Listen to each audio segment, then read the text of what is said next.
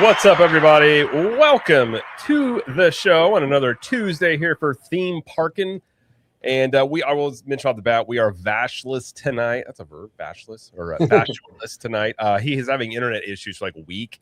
We are streaming on Vash's channel, so hello to Vash's channel over there at the Vash Guy Parkcast. We'll take good care of you over there. But he called earlier, and he was just like, he basically said, I have no internet. It would be terrible. So Vash was us in spirit. I don't know, he might be in the chat. I know he'll be hanging around a little bit if he's able to. But just want to mention that he we'll miss Vash. We won't have B-roll tonight, so it's going to be a much different thing without the B-roll in there. So I got to figure out how to do. He was telling me how to do the B-roll, and I realized as nerdy and techie as I am, he is like the next step above me. And I was like, I'm going to have to take a minute to figure that one out. Like he told me like it was just super simple. I'm like, it probably is for you, but I'll probably figure it out at some point.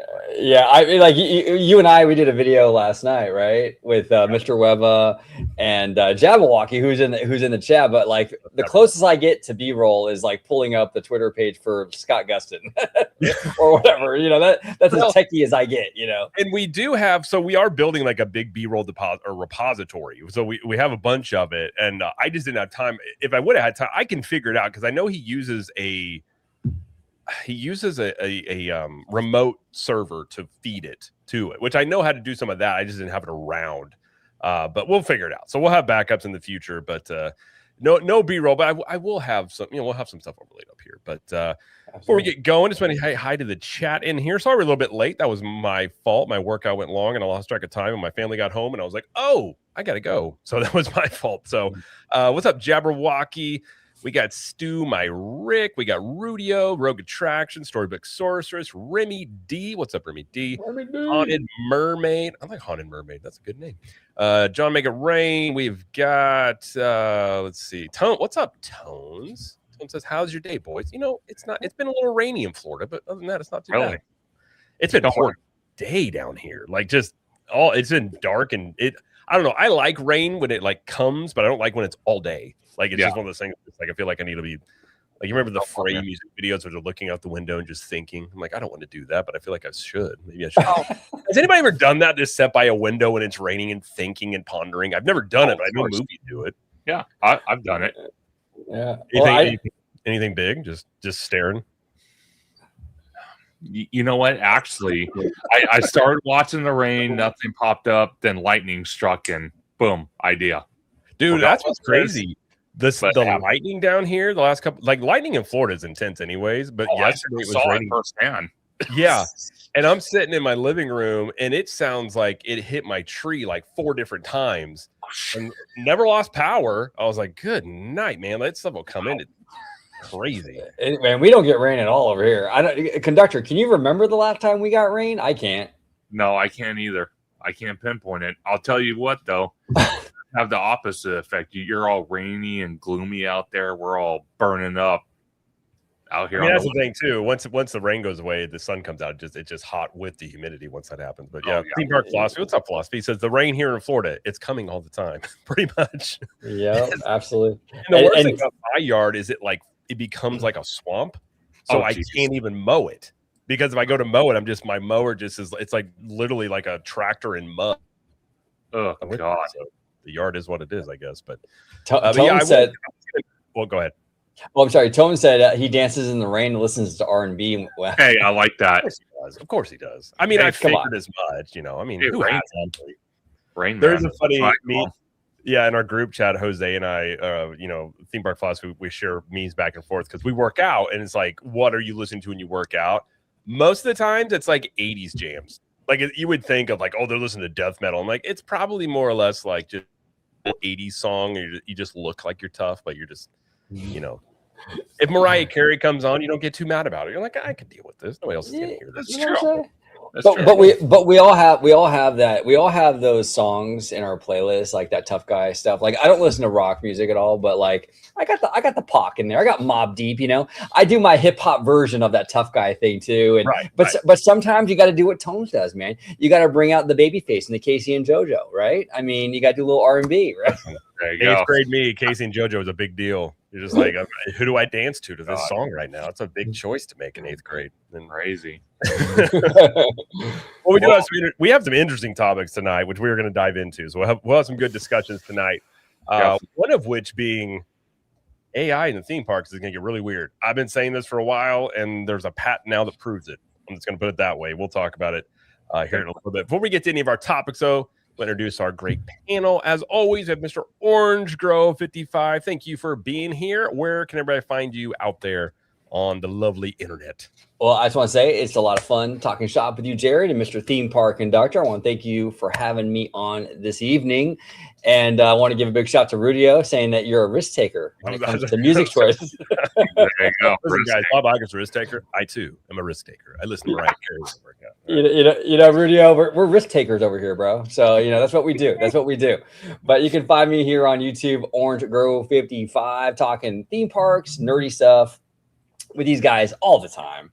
And you can also find me on X, where lately I've been arguing about the D23 announcements. Good times, good times. And very cordial conversations were being had on X. Oh, man. And then also on Instagram, Orange Grove 55. Yes, sir. Yes, sir. And well, we had a really good video. If you want to hear Webba just go off about D23, that was fun. Yeah, and he was like, "I'm sorry." I'm like, first off, never apologize for your rants. Rants are fantastic. They're bro, you don't apologize, bro. You double down. You double down. That's the thing. You double down. If someone says, "Yo, you should be so upset about this," like I'm now more upset that you told me not to be upset. Now I'm up here. I was here. Now I'm here. And you're just like, okay, absolutely. Yeah. So we're also joined yet again by Mr. Theme Park Conductor. I believe you get the award for most recurring guest. So it's your appreciate award. That. We'll send you your cardigan in the mail. It'll come. Perfect. You get a theme park and legends award is what you get. Conductor. Perfect. Hey, as long as my cardigan looks better than Bob Iger's, I'm good. We'll get it fitted. It'll work. Perfect. Yeah. If you want some shoulder pads in there, we can give those for you. Give you better, Okay, well, I don't want to look like I'm wearing a jacket from the 80s. So maybe not that, We'll figure it out. But where can they find you out there? What you got going on out here on the internet? No, absolutely. Thank you for having me on. You can find me on YouTube, Instagram, and Blue Sky at Theme Park Conductor, on X at Theme Conductor, TikTok at Theme Park Conductor 1, and every Sunday at 5 or 7 p.m. for Conductor Sunday live stream, where we just had Orange Go 55 on, and it was a great conversation. Like I said, like he said, the D23 battle news continues on all platforms because it's just a great conversation. And we do that live stream once a week on Sundays at 5 or 7 p.m. Pacific Standard Time. And I do want to shout out to a couple people in the chat that have posted it. We did lose a major music icon, which is Dolly Parton, sadly passed away today at the age of 80. Yeah, I was going to mention that. So, for some reason, I found out before my wife did, because I told her, I was like, "Did you see Dolly Parton pass away?" And she just was like, "What?" And I'm like, I thought she usually knows this stuff for me. But yeah, I mean, 80's a good long life, but there were rumors around. I remember, was it a year ago? There was like a death rumor of hers that she put a video out and said that she was okay. Really? I think she was having some health issues, but yeah, I think. Well, the other thing too, I think her husband had recently passed away, and a lot of times when people have been together a really long time, it hurts. Yeah, that's tough. That is tough. So I would. She's a really good. I never got into country music, but man, I respect the heck out of Dolly and what she just as a person and what she's her impact on music and even in our theme park space. I mean, with Dollywood, I mean, she made a tremendous impact even there. She always fought for quality. So yeah, rest in peace. Sad day for sure. Definitely. Absolutely. And John, chill. I'll kick you out of here. Just chill. Okay. Oh boy. I already had to deal with this another thing, but all right. Let's talk about real quick though before, and I didn't know this, Jared, but I guess Jason Hill's saying that Conductor and I got a shout out at Ricky's new video. Is that we did? I saw what? That. I did. Okay, I watched it because I watch everything Bricky because he is so close to 100K subscribers. I'm ruined for him. But I was watching his latest video on his main channel. Dude, I saw it and I need to text him because I'm like, that is like a humongous honor. That's like winning. That's awesome. That's like winning an Oscar. You know what I mean? I love it. I didn't watch. Is it the? I'm assuming it's the Spider-Man video. I saw it in my notification. Okay, I'm gonna watch it tonight. That's really cool. Thank you, Jason. Appreciate that, man. And thank you, Bricky. The newest one. Newest one. Okay, I'll check it out. That's awesome. Well, shout out, Bricky. All right. Well, this is, we've been talking in recent weeks, Josh, what's going on with Disney, any changes that, and I think there's some evidence that things have been changing around the company. And this news broke yesterday, which I find very interesting, in that Disney, and this comes from Deadline, Disney is offering voluntary early retirement packages to executives. So it says, as part of Disney's cost reduction efforts, the company is offering longtime executives early retirement. Laid out in a memo sent by Disney EVP, which I didn't know they have a chief people officer.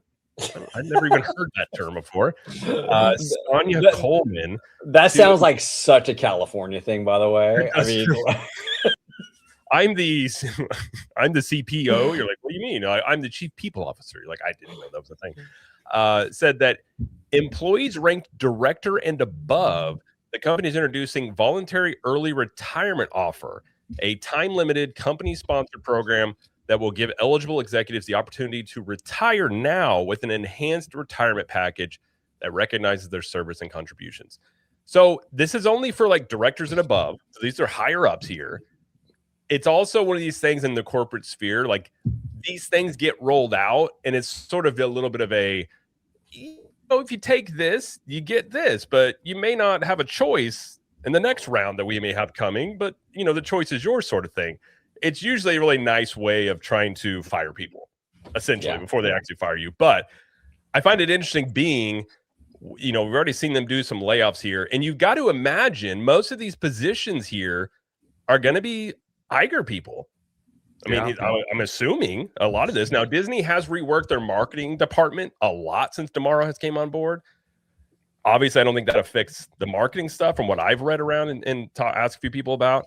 But what do you guys think about this? Because I think this does point to, we've seen something, and again, D23 seemingly much more fan-focused, different posture, even during earnings calls, being much more transparent with information, even mentioning competitors and saying, hey, these movies didn't do good, things like that. What do you guys think about this and maybe what Josh is starting to do? Every time new management comes in, whether it's a company like Disney or whether it's your current job, like if you get a new manager, they always want to leave a mark quick and fast, right? Yeah. So one of the first things that like a CEO or like a manager will do is they'll start to purge a lot of the loyalists, right, in the former regime, so to speak. And I think that, Jared, you mentioned this last night on my channel, and I think you're spot on. I think that's kind of what we're seeing here, right? I think that Josh obviously is running this company now, and he wants to have, his people, kind of calling the shots, and I think that this is sort of a little bit of like a cleaning house. And also too, I think that in general, it's probably that, and also combined with the fact that, these companies, not just Disney, a lot of them are trying to get a little bit leaner and bring costs down, right? And Disney's been really guilty of like overspending on just about everything, whether it be movies, building attractions. Imagineering is notorious for overspending on stuff. So, I think it's a two-pronged thing, right? I think Josh wants to like kind of purge, the old guard a little bit. And on top of that, they probably want to get a little leaner too. Now, look, I want to make it very clear. I'm never happy to see anybody lose their job, and it really sucks. And I mean, my heart goes out to anybody, that is in a bad position where they have to leave or whatever. But like, this is the corporate world, and it's looking like at least these folks are going to get at least an opportunity to kind of do it on their own. But you mentioned a great point last night, Jared. It's kind of rolling the dice though if you don't take this package, because the next round you might not get a choice. So it's like an implied it's a very nice thing of I think I've likened it to being like when your wife or a girlfriend or say something and be like, no, whatever you want to do. And you're like, what does that mean? Like, because the implication here is if you don't take this, You may not be fired, but they did say something later on the article about what was the phrasing they used to call it? I think it was like involuntary like elimination or something like that. Yeah. That would be following after this. I can't find. Let's see if I can find it. But yeah, I mean, the implication here is like you're going to get some perks here if you take this. You're going to get severance. You're going to get some of these benefits. You're still going to get recognized as all these things, but you're probably not going to get that if you don't take this now, which I do find interesting. Yes, very much so. What do you think, Conductor? Well, see, it's quite interesting because you mentioned about corporate America, and it's always the same thing with each company. New leadership comes in, they want to trim down the fat and rebuild from the ground up. That's what they like to do. Like, I mean, when we here at Costco, when we changed our CEO to Ron Veracruz, which is our current CEO, there was a lot of shift change. There was a lot of people that were close to retirement that just decided to leave because they heard rumblings about a different direction that the new CEO wanted to take, and they weren't thrilled with it, but they had the time with the company, so they said, you know what, we're leaving. So I'm not surprised DeMauro is doing this. I do find it interesting, though. And I want to ask you both this. Being that DeMauro, we've all said it, he is a Parks guy first and foremost, before anything else. I find it very funny that a lot of what you guys call the Bob Iger loyalists are getting terminated, and departments that were overfatuated with staff that didn't need to be are being trimmed back, especially after what we saw at D23. Like, I mean, again, I'm not saying this is a contributing factor, but maybe it is. Who knows? You have all these projects we weren't even expecting to be announced, because we all said it at multiple times before D23 that they were just going to have the parks panel as like an update panel. Nothing new was going to get announced at any of the parks, both on the West Coast and East Coast. It was going to be a rare moment if they did. And they didn't just announce one project. They announced multiple projects on both coasts.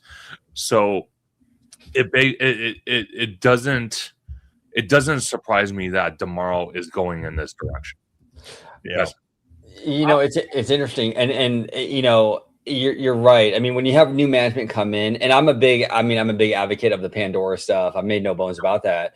But I'm also realistic, and like right now, Scott Gustin and people in the know are saying it's not canceled. But look, reality is when you get new management, they can come in there, and Jared, you brought it up, like they can come in there and be like, this thing doesn't work for us. Maybe we haven't broke ground on it yet, so it's not too late to cancel that, right? So it goes for projects, it goes for adding new stuff. Like maybe Bob Iger didn't want to invest in a new Tomorrowland. We got reports. I know our, Vash actually, he brought up an article about, I think it was a conversation Disney had about our new Tomorrowland being like a viable thing back in like 2019 or 2020 or something like that. And like the executives at that time didn't want to do it. Now they want to do it. See, that's a management shift, so you just don't really know when these new guys come in and new gals come in. I mean, they might have a whole different, mission statement for the company. So I hope Pandora doesn't get canceled and things like that, but you never know. And other things are coming to the foreground, Spaceship Earth and Figment and Dreamfinder, and that stuff might not have happened under Bob, right? So, I think that's what leads to, like, when you're looking at this stuff, it's like the stuff we're hearing from D23. I think whether you like what they announced or not, it definitely is much more of a shift toward listening, like trying to do fan service, which I wouldn't think is something we've really gotten for a little bit from the Disney company, being outright telling you multiple times, like, we're doing this for you. We listen to you. Like, they were really going out of their way to mention that. And granted, that's lip service. I'll believe it more when I see the action behind it, but they did go out of their way at this point to do it. You're around the 6-month mark. It's all interesting because Bob Iger is still in the building. Supposedly, we don't know that, but supposedly he's still around until the end of the year. And so we did wonder if there would be some big moves by him. And I think we have seen little things and starting to see the direction going. And Josh has even mentioned about, he's a risk and all these things he's going to do. And, One Disney, and obviously he's going to, there's been lots of talk about Disney needs to be leaner. I think using AI falls into this. And so I just found it very interesting that it wasn't right away, because I think a lot of times it's like, in the medieval times when a new king comes in, like you get rid of all the people that were there before because they're always worried about somebody overthrowing you. And I think if you're DeMauro, you got to remember Bob Chapek and what happened to him. He was backstabbed, and maybe Josh was part of that. Maybe what happened to him. And so on some level, it could be a little bit of like, let's get the people out of here that may not be on the same page as me. Maybe they're with Bob Iger. We want to get fresh blood in here with the vision I have. Like, I think it'd be as simple as that too. Well, see, I'm going to tell you guys this. I'm telling you right now, when Chapek does release his book, it's going to answer a lot of ghosts in that closet between Bob Iger, and I guarantee that DeMauro's name is going to be in that book. Probably. Well, that book and that other book that's being written by that Wall Street Journal author. I cannot remember that guy's name off the top of my head. But the rumor out there is that Bob Chapek was a source for that one as well. So apparently Bob Chapek's NDA is done, because there's no way he'd come up with this book if that wasn't the case. Oh, no. No, I am like, when that comes out, we will talk about it, because I think there's going to be some real juicy stuff in there. Oh, yeah. And so go ahead. Well, no, I also, to your point, guys, I mean, Jason brings up an excellent point as well with the original trilogy coming to Galaxy's Edge, right? Even the Muppet Coaster, like, they closed down Muppet Vision, but they did, compromise and gave Muppets their own roller coaster across the way. These are things that, like, I mean, very, very Josh DeMauro kind of moves. Well, that's why that's why I talked about in my opening statement about DeMauro trimming back the company in many departments, getting rid of the Bob Iger loyalists, because I kind of felt maybe his first term as CEO was arguably better than his second term. His second term, he didn't care about the parks. Let's be honest. And now that we have a parks guy leading the company, it's only going to get better from here. But in order to get better, you have to trim back a lot of jobs, which, again, I want to iterate what Orange Grove 55 said. I am not okay of people losing their jobs, especially, older adults that have families, homes, investments and stuff like that. I'm not okay with that. But again, this is what you get into working in corporate America. You have to understand, when you take a job in the retail game or the customer service game, there's always that chance that a massive layoff will happen. It's inevitable. Well, and companies tend to, they go through these cycles of, they go on a hiring spree, they get too big and bloated, and they lean down a little bit. Like, this seems like a leaning down period right now, which makes a lot of sense with a new regime coming in. And I find it all interesting, because there's all these breadcrumbs of, we all had questions about, when a lot of these park changes specifically, like, how much was Josh involved? And maybe, and I made the point, and who knows, I'm just speculating, but maybe Josh wasn't on board with a lot of this stuff. Maybe he got overruled, because I think one thing that's gone on in the parks is a lot more of the C-suite oversight has happened than in previous, eras of Disney. And I think that's been pretty well documented. And so I think we're kind of seeing, and it makes sense to me, of like having some of this fan service at D23, given the last go round, which was that Monday after D23, and all of a sudden Rivers are gone and Muppet Vision 3D is gone. And really the fans were really upset about that. To have some fan service here is not a bad idea. No, but I don't think this is anything Iger would have done.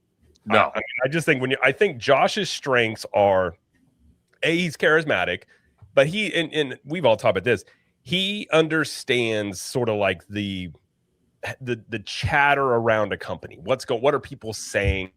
And I think he's much more in tune to that. And I think that's a strength of his, because he was at D23 shaking hands and all that stuff. People in line, you never saw Bob Iger do that. Oh, like, no. Thing he would do. See, that's what I mean. Like, I love DeMauro because he's a people person. Yeah, he has absolutely no problem going into the park, no matter how busy it is, and like you said, shaking hands, talking to guests, talking to cast members, and really kind of getting out there instead of being, to be honest, having an army of security guards around him. And even if you get Yeah. close. No, leave me alone. It's like, no. I personally, for me, that's what I kind of love about our CEO and our past CEOs for Costco. Same thing. You know, a lot of times when they kind of lose grip on reality and they're stuck in the office for too long, they will go out and visit other Costco's around the United States and talk to employees and whatnot and kind of get the vibe of what's going on. And that's Yeah. a good CEO.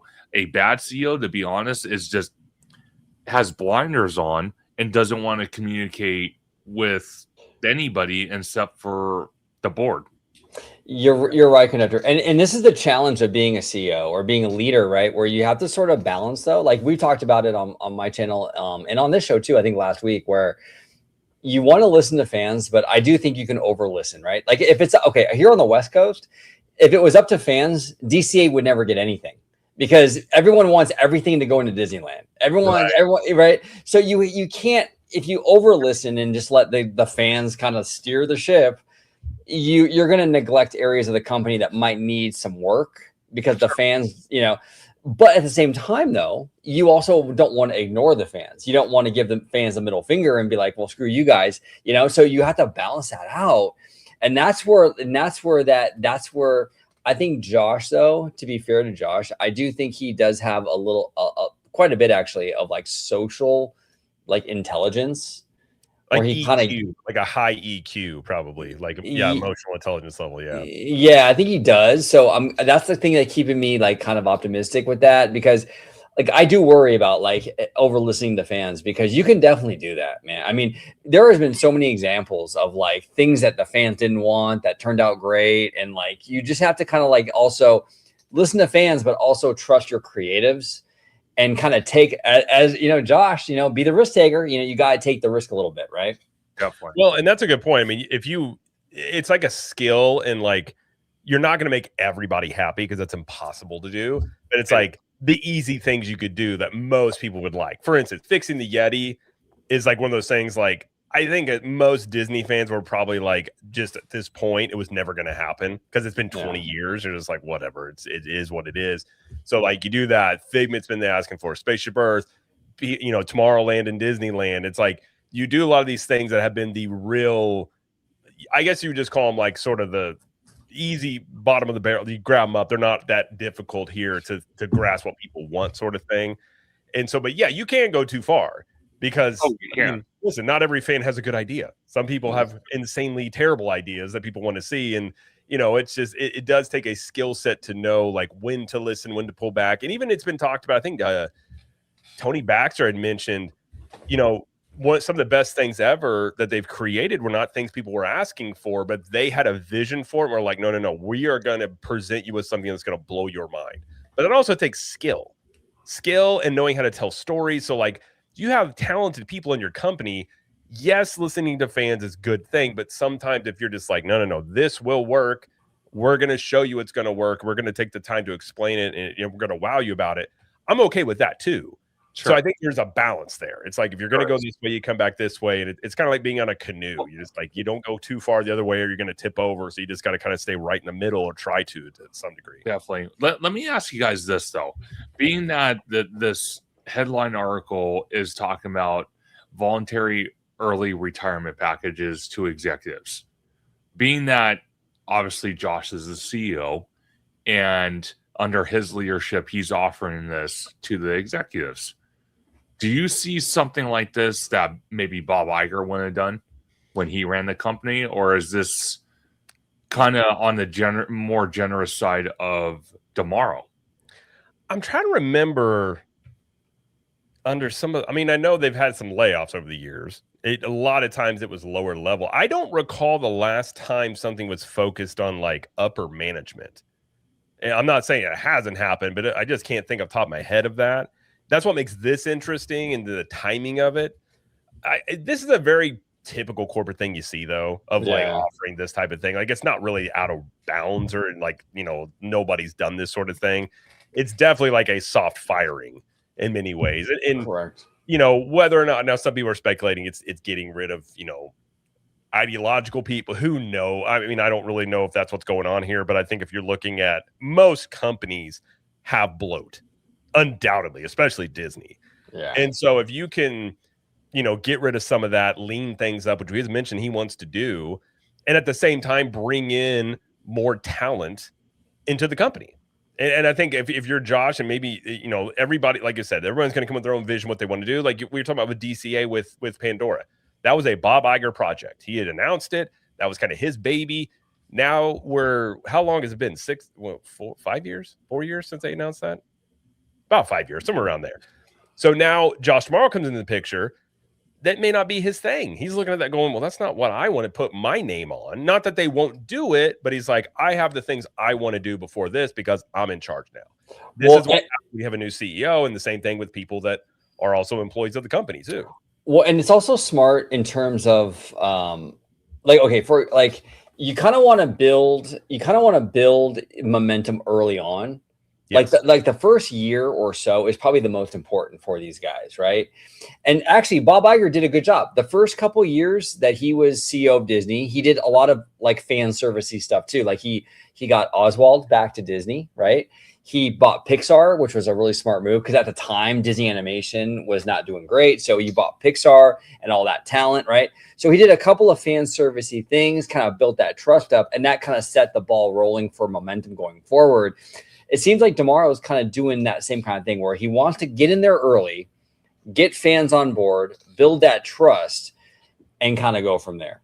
So, maybe that's why also like with Avatar, it's like, you're right, Jared, maybe it still happens, but maybe they're thinking like, I want to build more goodwill. And the way to do that is the Yeti, Figment and Dreamfinder and New Tomorrowland. And then once we get that goodwill, we can kind of do the riskier stuff because he's a risk taker. We'll see.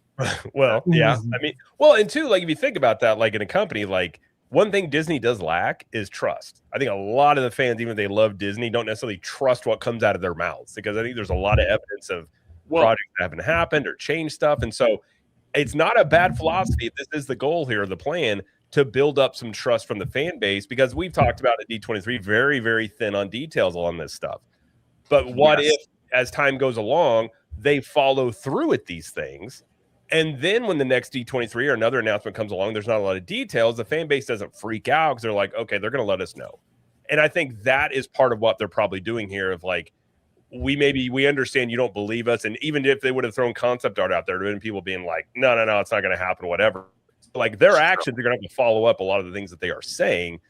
But I do agree. I think there is some really good evidence here that there are some breadcrumbs that show you that at the very least, one of the bigger questions was, is Josh Tomorrow going to be an Igerite? And I definitely at this point can say it does not seem like he is that. I mean, he even started selling off some of these linear assets as well, which is something Iger never did. So I think he definitely has his own vision and he's kind of in the midst. And I even said too, it might be a weird first year because Iger's still hanging around. And so how much is he really going to rock the boat with Iger still in the building? I don't know if this one would go against what Iger wants, but maybe things really get more aggressive starting in 2027 when Iger's no longer there. That's where I think, really the needle's going to move once Iger is officially out. Because right now it's kind of like, I kind of feel like Josh is teeter-tottering, dancing on thin ice, with Iger still there. Once Iger's not there, because me and OG talked about this when that ABC, interview happened with David Muir on ABC News tonight. We kind of analyzed that video on one of our weekly videos that me and him did, and we are like, why does Tomorrow keep looking at Iger for permission to say stuff? All right. It was an awkward interview. It was very awkward. Well, it was funny too when I was actually editing that clip, the I'm a risk taker clip. Before that, this is where the BS comes in, right? Before that part with I'm a risk taker, Josh Tomorrow is like, oh my gosh, I can't believe I'm like sitting next to Bob Iger. Yeah, and I'm thinking, wait a minute, you work with this guy day in and day. Tomorrow, you've been working with this guy for years.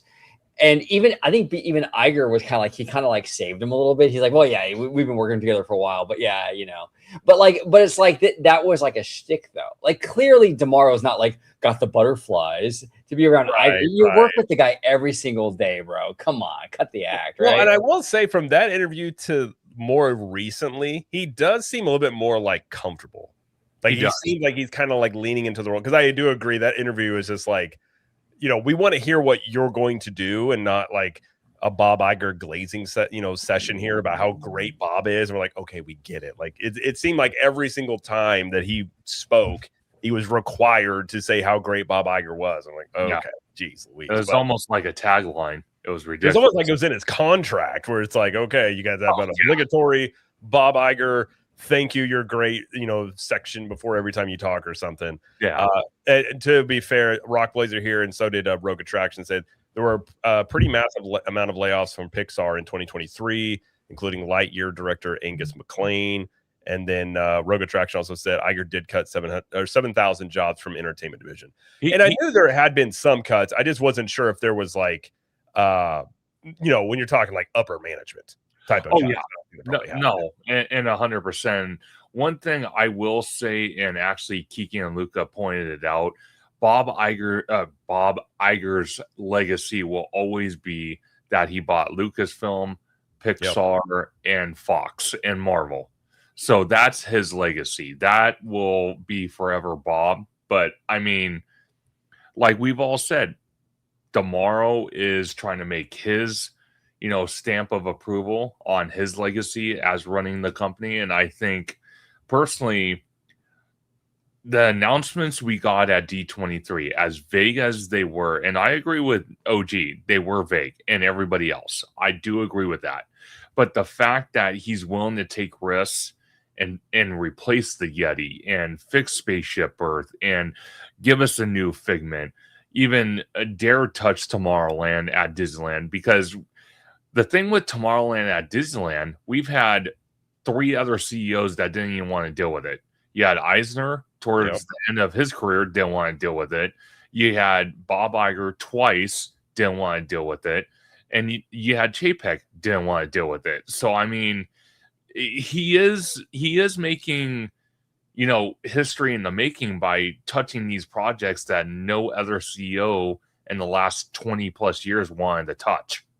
And there are things that fans have been wanting too. Yeah. Which is interesting because he definitely has heard it because he's out here doing it. And I agree with you. It's like, this was kick the can down for so long. Like when they said the Yeti was getting fixed, my immediate thought, like, I just didn't even think that was something in the cards. I was just like, because my understanding, I guess we'll find out, was like, that's a pretty massive undertaking to go in there and do that from what Joe Rohde had said previously. Yes. And so Tomorrowland, I think, is a very similar thing because I think it's the same thing in Disney World's version, which is once you get into those buildings, I think you'd mentioned before, you probably got a lot of asbestos in there, would be my guess. And then you got those interconnected buildings. That could get real messy digging into those old buildings and bringing that all up to code. It's not just a simple thing. And if let's say too, he brings back the monorail, or not, excuse me, the monorail, the people mover. Yeah. I mean, these would be really big moves to really give fans what they have been wanting. And I think if you're Josh and you play to your strengths, getting the fans are already kind of on his side. I think much more than Chapek for sure. So if you can win the fans on your side, also just from a corporate atmosphere perspective, it's also job security because the fans love you. One thing that did Chapek in was the fans didn't like him and the people that, Chapek was working with didn't like him. So he kind of, so if you've got the fan cover of they really do like what you're doing, it does make your job as CEO easier and also a little bit more job security. Not that I think he's in risk of anything, but that's what you could think about is being like, I'm going to win the fans over, get them on my side and, operate from there. Well, again, like I said, D23, one of the biggest Disney events, I think he accomplished that. Now, could have, how can I say it? There could have been more details, but the fact that we got it means that they are working towards that goal. He is wanting to do that. He is wanting to put the money, effort, and time into fixing these attractions that might not bring the ROI that the company really wants out of these projects. But the fact that he's willing to kind of overlook that and, bring them back to life anyway.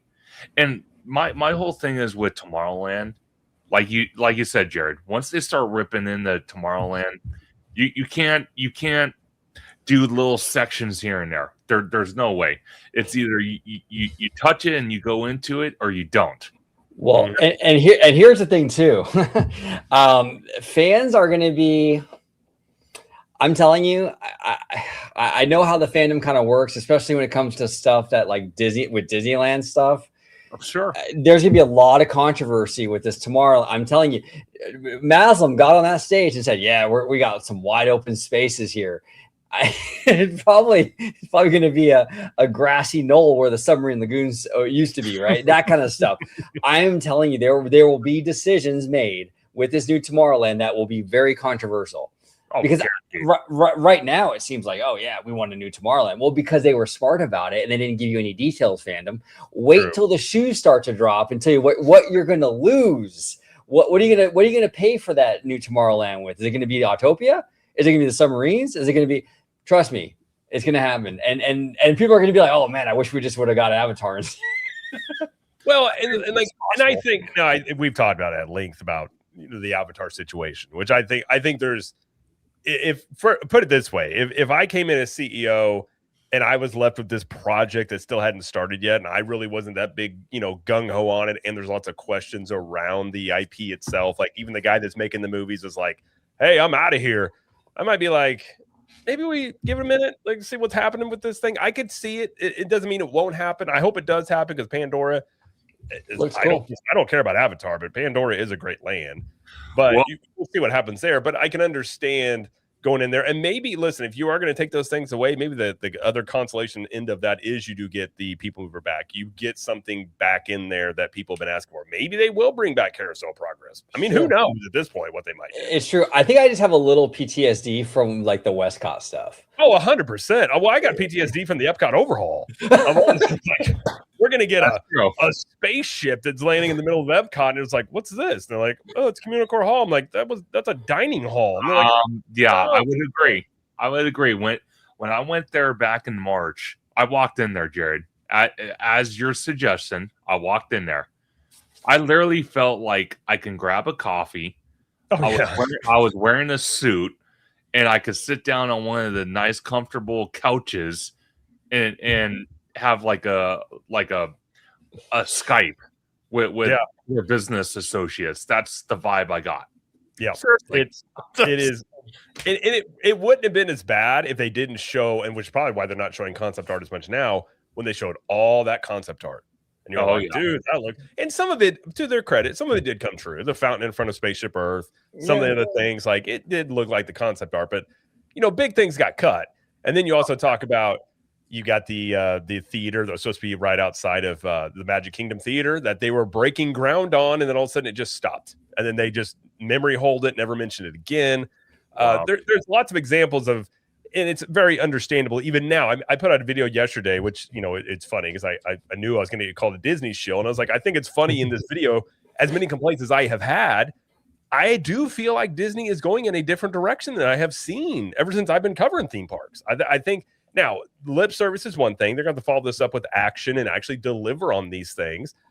But I think in the park side alone, I like Thomas Masloom. Everything I've heard about him say, I agree with. Like, he's out here saying, like, hey, efficiency, like getting people off their phones as much. Like, we need to, like, all the things, very customer and client centric, because he comes from the cruise line. He comes from the Signature Collection, which that is catering to very high end people.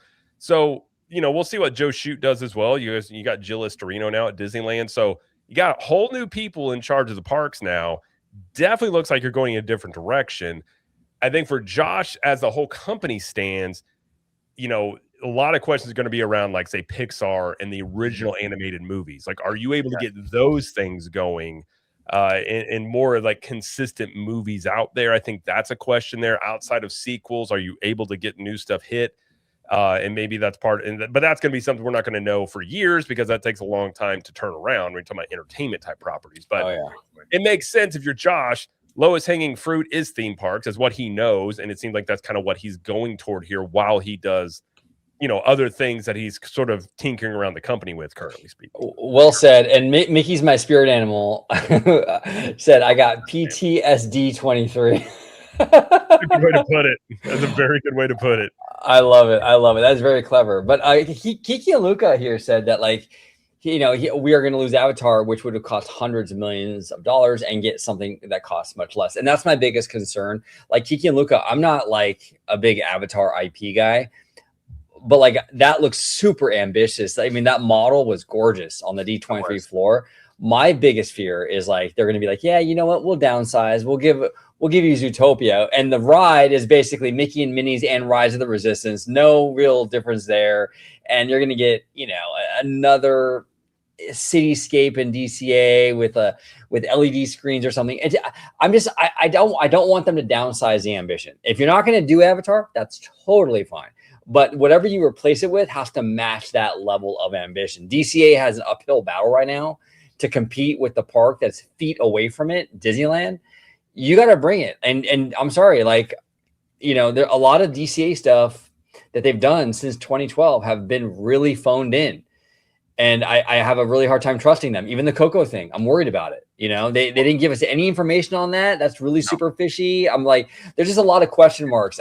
I want DCA to be a better park. And I don't really think Disneyland needs the work right now, to be honest with you guys. DCA needs it way more. But at the end of the day, they're going to do what they want to do. But if you're not going to do Avatar, then you better bring something super ambitious for that spot. Go ahead, Conductor. Sorry, bro. No, 100%. And like Jared was talking about earlier, with the news that's coming out from third-party sources and it being unreliable and them announcing projects and then canceling them much later. The problem I have is, and this is from somebody like you guys that kind of goes to the park, sees what's going on, listens to what goes on social media. The biggest issue I have, though, is Disney themselves, they have a PR department. Why can they not make announcements? Why do they rely on third-party sources like The Wrap, KTLA 5, ABC 7? You have the OC Register. You have a former Imagineer, Jim Scholl, releasing all this news, but yet the one person that should be talking about this stuff and releasing official statements goes quiet. And then they wonder why a lot of the fandom have trust issues when they say, oh, yeah, we're going to bring a new Tomorrowland. Oh, yeah, we're going to build Avatar and DCA in the Hollywood backlot. Because I just watched our good friend, OG, David from Fresh Baked on Fresh Baked Presents. He had a video he just put out, and he's actually putting the timeline, and I'm not saying he's right. Again, it's just pure speculation because nobody knows, including himself. He's thinking that Avatar probably will not start breaking ground until 2032. And if that is kind of the timeline they're going, because they're putting Tomorrowland ahead first, that gives the company enough time to cancel. And I agree with you guys. Avatar is actually growing on me quite a bit. I want to see it happen at DCA. It's just there's so much. I want to say there's so much negativity behind it, but the model was beautiful, and Disney really had the opportunity to literally speak for 5 minutes. That's all I needed, 5 minutes to talk about it at the parks panel, and they neglected to do so. And then people wonder why there are doubts about Avatar, and then they come out Sunday morning or Monday morning to the press saying, oh, well, we're going to put Avatar behind now Tomorrowland, and we're going to use Tomorrowland as a project to go forward first before Avatar. Either do it or don't. Don't put the model on the showroom floor if you're not willing to talk about it on the convention stage. Exactly. And that's the kind of mind games that made me really upset for D23. I don't care. You want to cancel Avatar? It's a business decision. Whatever reason, that's fine. Don't play the mind games. We are just as much now. We know probably just as much now than we did even before D23. There's no certainty with this project. They did this half in, half out thing, like Weasley decisions here. We'll put the model out here, but we won't mention it on the convention floor. That way we have like this plausible deniability to back it up if we wanted to, because we didn't like fully commit. We're like halfway committed. you know, it was a weasel move in my opinion. And I don't know. If they don't want to do it, then they shouldn't have had any of it out at all. But Rudio says that to just clone the Monsters Inc. door coaster at DCA. See, Rudio, though, I gotta respectfully disagree, bro. Well, here's the thing: DCA needs more everybody rides, not another roller coaster that like only some people can do. And how much Pixar are we going to have in this park? You have a huge part with a huge area with Pixar Pier. You have another 12 acres with Cars Land.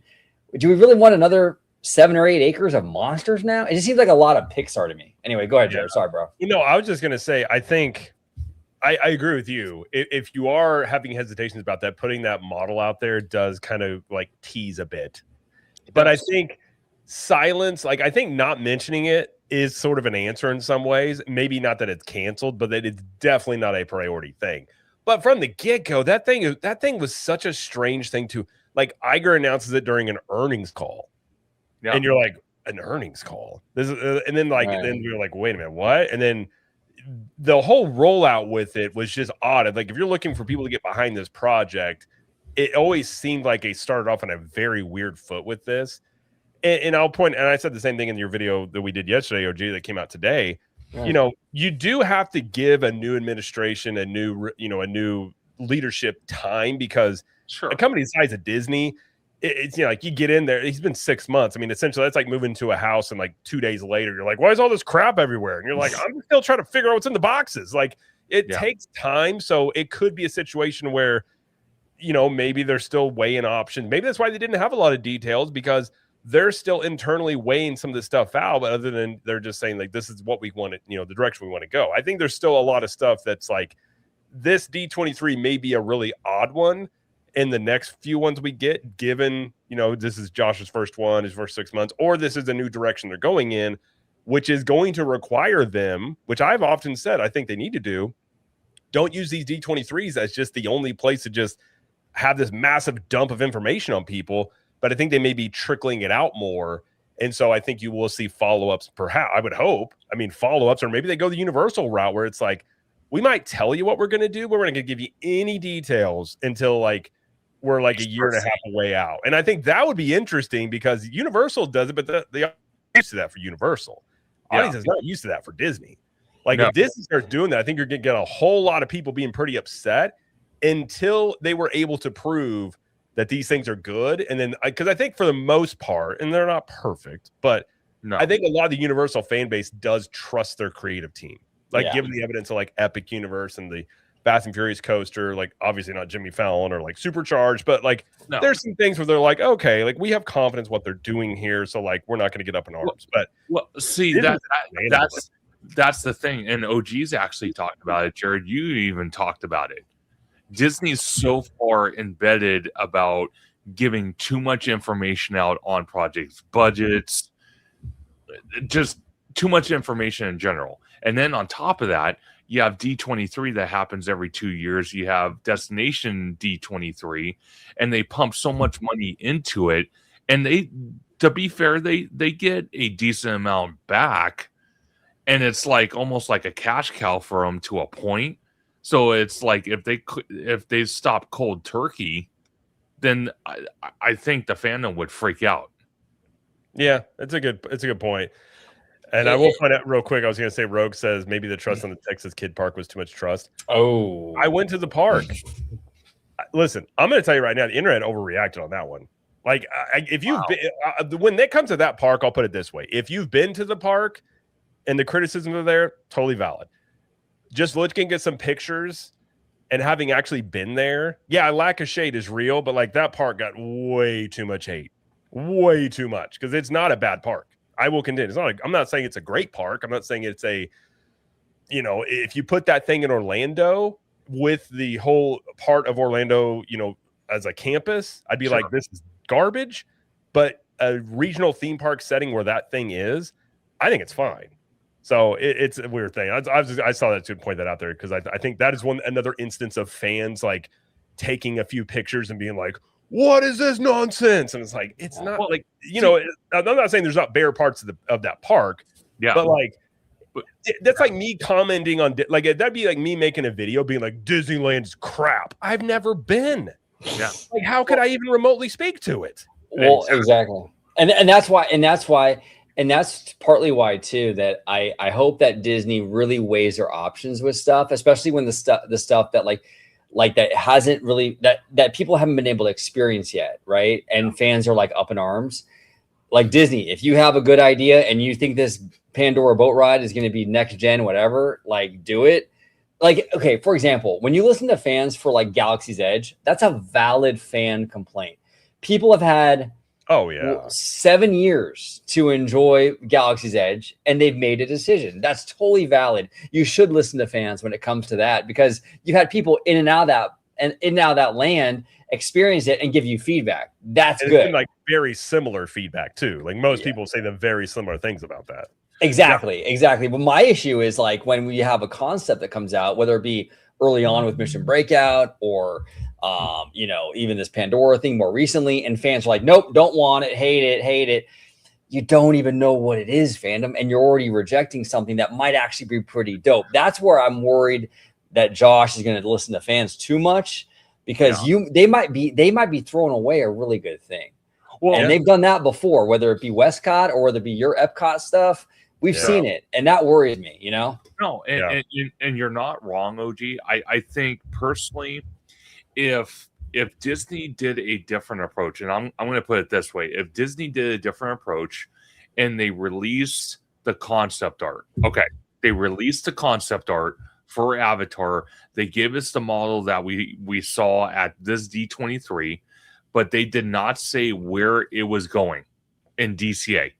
Whether it was going to be DCA or Disneyland Forward being the Simba parking lot, if they didn't give that detail out until they were absolutely ready to put a shovel in the ground, I think there would not be this much backlash about Avatar coming to DCA. I'm going to be honest, because I do agree with you. People that have had the wonderful opportunity to go to Orlando and go to Animal Kingdom to experience, Avatar, it's beautiful.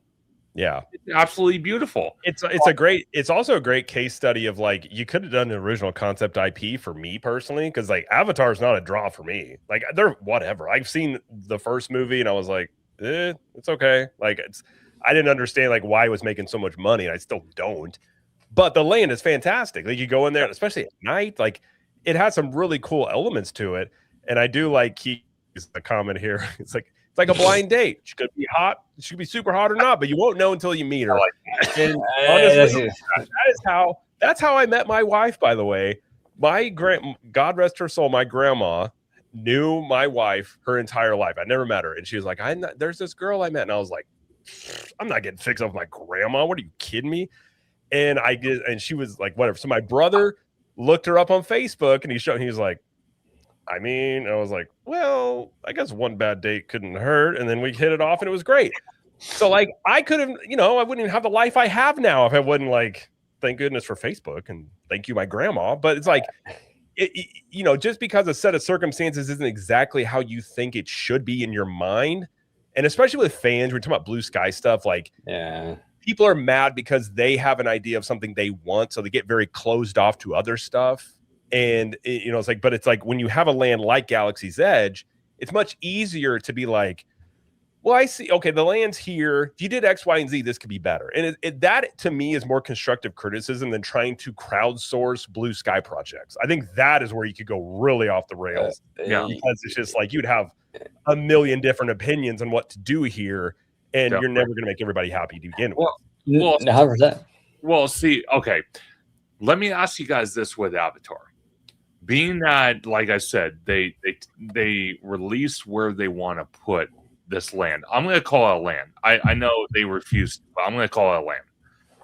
Being that they released the detail they want to put in the Hollywood backlot, I think the reason they did that, even though they were not ready to put a shovel on the ground, is because they know people like us will talk about it to the day's end. And I mean, it will go viral everywhere. And being that people would be interested, that can afford it, will go to DCA, give Disney the foot traffic, and obviously People will buy merch. People will buy food because they're in the park and it's hot or it's cold, whatever time of the year you go. And people will go to that Hollywood backlot that didn't really get attention for years. That's why they're choosing to put Avatar there. And people will start analyzing and trying to figure out, how's this going to fit?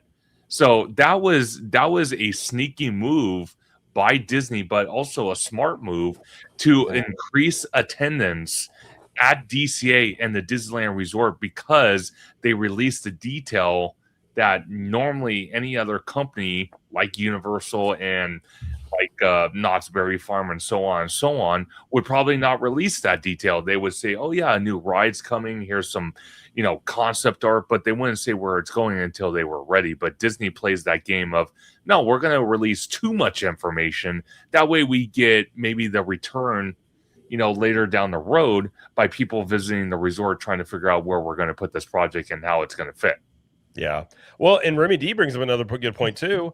Kind of like some Cali people don't want Orlando to get Fast and Furious Hollywood Drift because about maybe the Florida people or not wanting Pandora because we have it or whatever, which maybe there is some people, but that wouldn't bother me any. But even whenever I was telling people, because I had heard early on, this coaster in Orlando is going to be Fast and Furious. People are like, oh, I don't want this, blah, blah, blah. And then you see Hollywood's version. And you're like, yeah, I get Fast and Furious is a ridiculous franchise. But like that coaster, if you're a coaster fan, that looks insane. Yeah. And so you're going to get a great coaster. So it's like a lot of times it's like, I agree. You can listen to fans too much. But I think Disney's problem is they haven't listened to fans enough for so long. And they're trying to make it out. Like correction period where it's like, okay, we're going to do the lowest hanging fruit to make you guys a little bit more happy while we work on some of this other stuff we're doing. Maybe that could be part of the strategy, but I think undoubtedly, I think we're seeing the early breadcrumbs here, and I think we'll see more, to be quite honest. I think if you're a Josh tomorrow, the worst thing you could do is just keep things how they have been. And I think he has enough. I agree with you, OG. I think he's very savvy. I think he's more savvy than we even realize probably. And he's going to make more. He's going to make some moves, I think, that are a little bit more like he kind of seems like he has a pace of this. Even look at the Galaxy's Edge changes. Kathleen Kennedy was walking away. Bob Iger was just about out the door, and then those changes hit. And we had even speculated at the time, because that was before he was named CEO, that this was Josh. Like Josh was already shadow running the company in many ways, because all of a sudden this gets greenlit at that time. You're like, that's weird. And I think we've seen breadcrumbs that there is a different direction going here, and ultimately, like, it's just going to be, we look back over a couple of years here to see if this is really a direction that's been going. But I do think we are starting to see a little bit of move in that direction, which I do like. And I feel like I'm in a weird spot. I told you on OG's last night, I was defending Disney in the video, and I'm like, this is weird for me. I haven't ever hardly defended Disney on anything. And I do like the rhetoric. It is rhetoric. I want to see action. I want to see what they do. I want to see what they do with, the Pandora project. Because even if something else comes along, I've been on that side of the thing where it's like you look for this thing coming, and then you're like, oh, not again. Like, this doesn't happen. Like, I want to see what they do and how they handle that if they don't go forward with it. That's going to be very curious how they handle that PR if they do switch it. And I agree. And Dreamy says there's fans on both coasts have some sort of rivalry. Definitely. And he says on Twitter, which is Twitter for sure. Yeah, it's an absolute cesspool over there on Twitter. It is. Most healthy-minded people are like in the chat. We have Gator. We have a lot of East Coasters who are like, yeah, dude, it's all good. Jared, you mentioned it many times. You're like, yeah, man, I hope you guys get Pandora. And I've been saying, dude, Indiana Jones, the stuff that Florida is getting for Indy was my favorite part of the whole D23 panel. I was excited for Indy because of what you guys have told me about, like, if it's anything close to your guys' Indiana Jones, I'm like, listen, I love Indy. Like, because at first I wasn't that excited about it, because just given where Indiana Jones kind of is right now. Yeah, but when they went in the detail with Harrison Ford's, I'm like, I wouldn't be surprised if that is low key my favorite attraction of all the new stuff they're building is like that Indiana Jones thing. I just love that. To be fair, I almost teared up. I almost teared up when they made that announcement, because I'm a huge Harrison Ford fan. So I damn near cried. Harrison Bro, he's amazing. And you know what? They got to celebrate him while we still have him. I know that sounds kind of morbid, but I mean, reality, he's very old, so they should absolutely lean into that. I love that. But like, yeah, like for Dreamy, like my issue, I love the fact that Florida got their flowers, as they say, right? I just want the West Coast to get flowers too. So yeah, I mean, most healthy-minded people are not out there trying to like, F the other side. No. I think we all just want to get cool stuff, or the healthy-minded normal people, right? Just want to get. We all just want cool stuff for both of these places, and yeah, so that's kind of where we stand. But we'll kind of see. Rogue Attraction says just like '90s rap. We have a potential video idea for that, Rogue, coming out soon. So stay tuned on that one. Well, you notice the thumbnail for this was very Death Row Records coded, if you will. If you know that, yeah, I could tell. Infamous Vogue.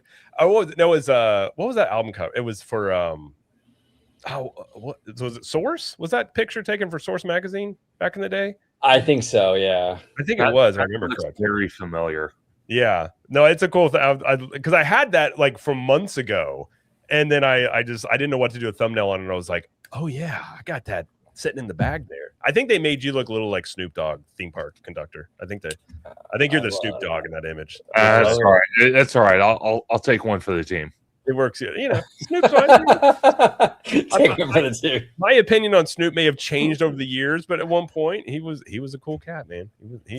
I used to really like Snoop until I dug into a little bit more about how he treated Pac, and my boy Pac.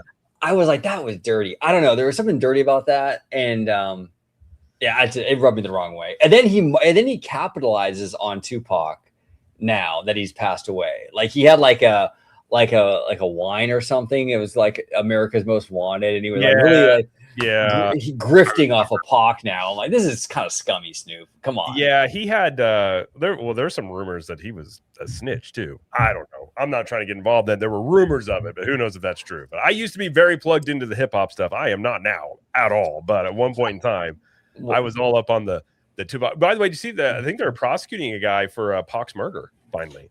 Yeah, Keefy D. Yeah, Keefy D, which was a guy that long ago people were like, he's the one that did it, and nothing ever came of it. Well, there was also, and I don't want to, I don't. Okay, I won't say his name. Like a Puffy, right? You guys know Puffy, yeah, right? He, there's actually word that maybe he was involved in all that. I saw an article that he might actually be in some legal hot water in regards to all that as well, which wouldn't shock me. He was always a POS, right? He was involved. I always thought Puffy was involved on some level. A lot of people did, but crazy. We'll see. Before we get to our next story, we got some super chats in here to say hello to everybody. I got Kiki and Luca, member for 8 months as theme park and legend, the conductor. Absolutely. I think you need to get a choo-choo sound on the. I need to do it. Like I mean, for now, I'm working on it, but I think one of these years I'm gonna get one of those boards that you guys have, and believe me, once I do, dude, yeah. I need to put more stuff on mine.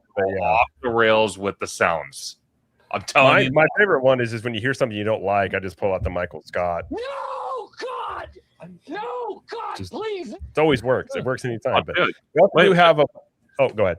Whenever I'm down, dude, The Office hits for me. I'm okay, I'm good. Yeah, great. The Office is fantastic. There's so many memes out of The Office. It's unstoppable.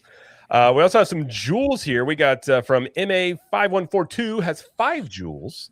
Thank you for those. Stu My Rick has 500 jewels. Thank you, Stu My Rick. And he has a series of jewels here. We got 30 jewels, 30 jewels, 10 jewels.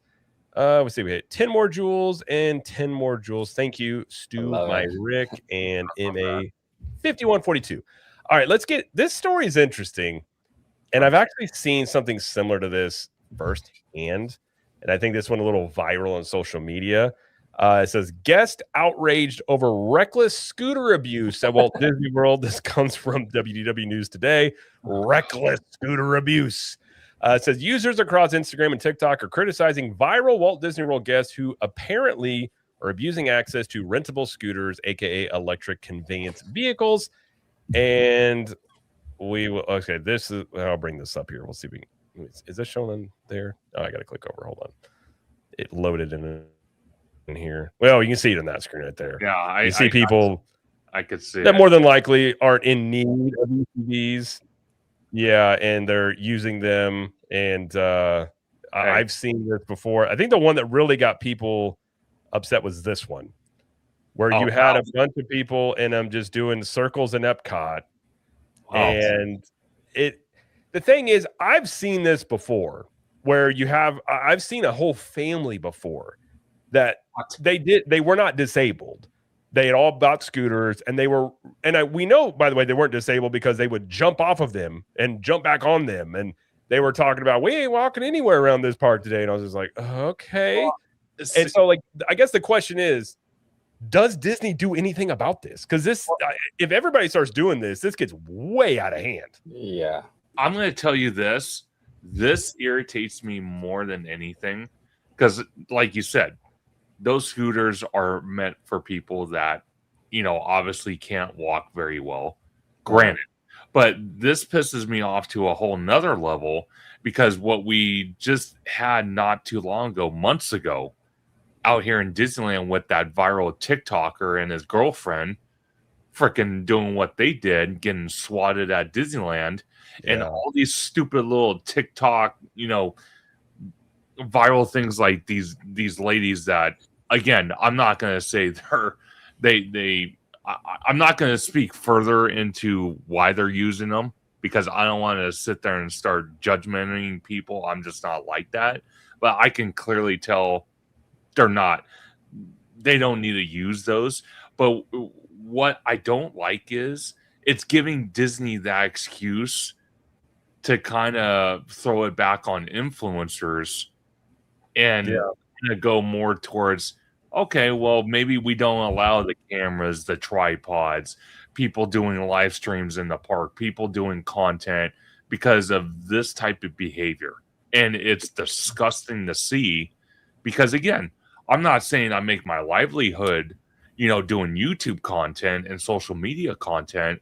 It is a hobby of mine to kind of get away from my 9-to-5 job. And I'm telling you right now, if people like these lovely ladies, if you want to even call them that, I call them daredevils on scooters, let's sit there and ruin the experience for me to go to the parks and go film content for my community. It's really going to piss me off.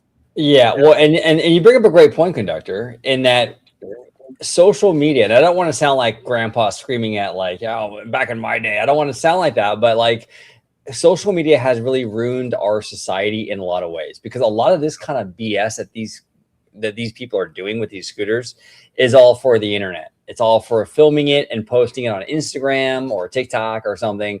And so a lot of bad behavior is rooted for that internet cloud. Even the Tiana stuff, you've been seeing a trend now of people trying to jump out of the logs, right? I mean, that's all rooted with the social media. So Disney has to really nip this in the bud because this can get crazy really, really fast. And if you don't need a scooter, these are not toys.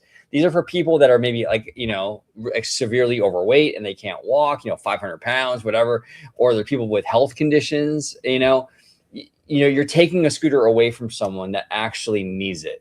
And to get in these scooters and play bumper cars with them at the park is pretty disgusting, dude. I'm sorry. It's also just not smart to bring attention to it. If you're going to have a parade in the middle of Epcot to kind of, because what you're doing is you're flaunting that you have scooters and everybody else has to walk. And it becomes some sort of status thing. And the thing is, and I have family members that are disabled, that they do need scooters. Many of them have their own, but they only have so many scooters in the park each day. So if you get a whole bunch of people buying these things up, guess what? People who actually need it cannot use it. And all you're asking for is and we've seen Disney do it time and time again, and Universal would be the same situation if it happened there. If enough people start, taking advantage of something, they will come crack down on it. So you have more regulation, or maybe, I don't know if they'd increase the prices on these things, but they might get to the point where you have to show you are handicapped to get one or something like that. See, that's what I mean with the disability pass at Disneyland, because I have a friend at work, his girlfriend uses it. And he tells me all the time when he goes to Universal or he goes to Disneyland and he goes to Halloween Horror Nights, he says it is such a process now to get a DAWs pass than it was in the past because people just abused it. And they were openly abusing it. I'm not going to put anybody on blast. I knew people that were getting DAS passes and just going up and saying, I have anxiety. And they did not. They did not have any disability. And it became an open thing. And so when Disney cracked down on that, a lot of people got mad at Disney. But I was like, I knew a couple of people that worked inside of Disney that even said, like, this has been a problem for a long time. And it's just like, if you have people that are manipulating a system, especially in a place like Disney World, things like that, it's like, if a small group does it, okay, whatever. It's still not cool, but it's not affecting things. Once you hit kind of like critical mass on some of this stuff, that's when it becomes a big issue. And it's just one of these things where, personally speaking, are there times in the park, like when I'm pushing my kids in a stroller and I'm like, it'd be nice if someone pushed me around. But you know what? I'm very thankful that I am fully capable to walk around a theme park. And I love walking around a theme park. And I wouldn't, if somebody offered me a scooter, I wouldn't. I'd be like, no, I don't need it. Like, I'm not in need of this thing. No. And I think, like, it's just a societal thing of, you don't need it, yet you're getting it. Everybody that looks at you knows you don't need it. And it's just because you don't want to walk around a theme park. Well, and here's the thing too, Jared, to your point, if you have, let's say you have a family member who has a handicap placard that you put in your car, right? And you decided, well, you know what? I'm not handicapped, but I'm going to use their placard and I'm going to go and so I get better parking when I go to the movies or something, right? Out here, I don't know how it is. Each state's probably different. Out here in California, that's like a $250 fine. It is. Ooh. Right? For using a handicap placard if you're not really in need of it. If you're using like a family member's placard. Now, what these people are doing with the scooters is basically that same thing. You are not in need of these things, and you're using these scooters, in a bad way. So, I mean, look, the state will fine you for doing this kind of stuff, taking away a spot from a handicapped person. Disney's going to come down. If this is a widespread problem, and our friend Gator in the chat saying, don't even get me started on it. So clearly in Florida, at least at Walt Disney World, there's a lot of problems with this. There's a lot of scooters at Walt Disney World. A lot of scooters. Well, that's crazy. Go ahead. See, that's what I mean. Because let me ask you, OG, because we're both on the West Coast. Sure. Have you ever experienced being at Disneyland, whether it's Disneyland or DCA, and having these type of problems at all? Besides that Oblivion dude? There was somebody else, wasn't there? Like recently? I've seen people abuse other things like the DAWs pass. That for sure. That's rampant. And then also even with strollers, I've seen people abuse that, like kids that are too old for that, and they kind of put them in there, things like that. Okay. I've seen abuses of all this stuff to some degree, but go ahead. Well, the only reason I bring that up is because me and you have consistently said the Disneyland Resort is a locals park. You look at Walt Disney World and Universal Orlando being a tourist destination, I'm not surprised that almost every other month we're seeing some type of bad behavior with some type of, situation, whether it's scooters, people starting fights over a stupid churro or whatever it might be. But it's just like exactly my point. So, I mean... And to be fair, most people, and this is one of these things too, where it's like, are most people doing this? No. 98% of people in a theme park are not doing this stuff. But it only takes, it's like a society thing too. It takes a little bit of people to cause problems for everybody else.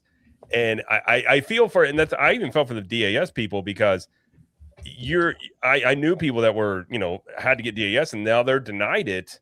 Basically due to people abusing it. And so, like, once you start implementing these things, like, there are people that end up having things that they rely on to go to a theme park they're not able to do. I mean, we even saw after Stardust Racers and that tragedy that happened there.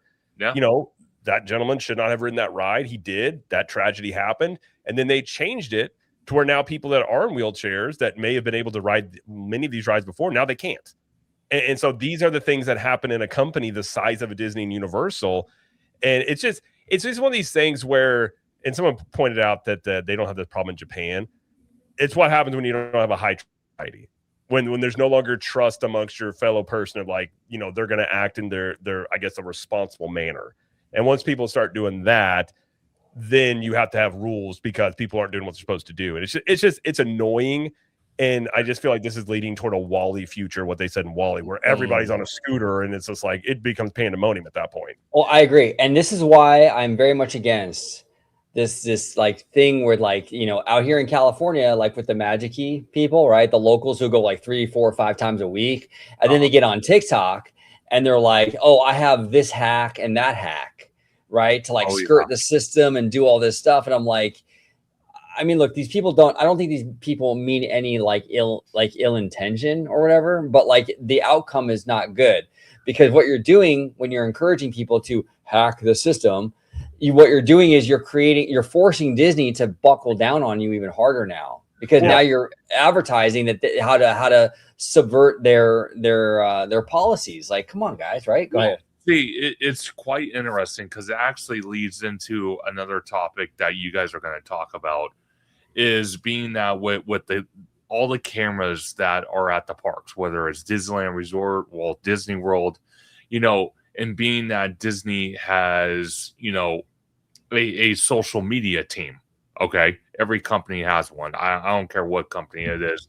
They all have them. And I'm actually kind of surprised they don't.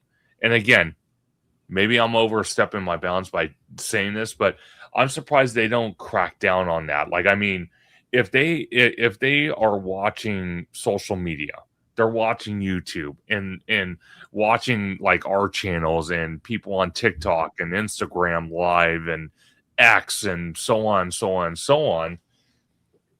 I'm actually surprised when these people make that type of content, let's say on TikTok, and then let's say a week later or a couple days later, they show up to the resort and they still let them into the park. And I know that's borderline policing people, but then again, it's like, where you draw the line on that?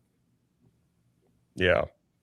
Seriously, where do you draw the line on that? Because if you're a company and you're aware of, let's say, again, Oblivion showing up, and he's known for, you know, having SWAT, you know, SWAT causing issues for guests in the park. That's what I mean. Yeah. That's what I mean. Then why would, like, the first camera that would see him would be in the park instructor? Why wouldn't security go up to him and say, hey, you know what?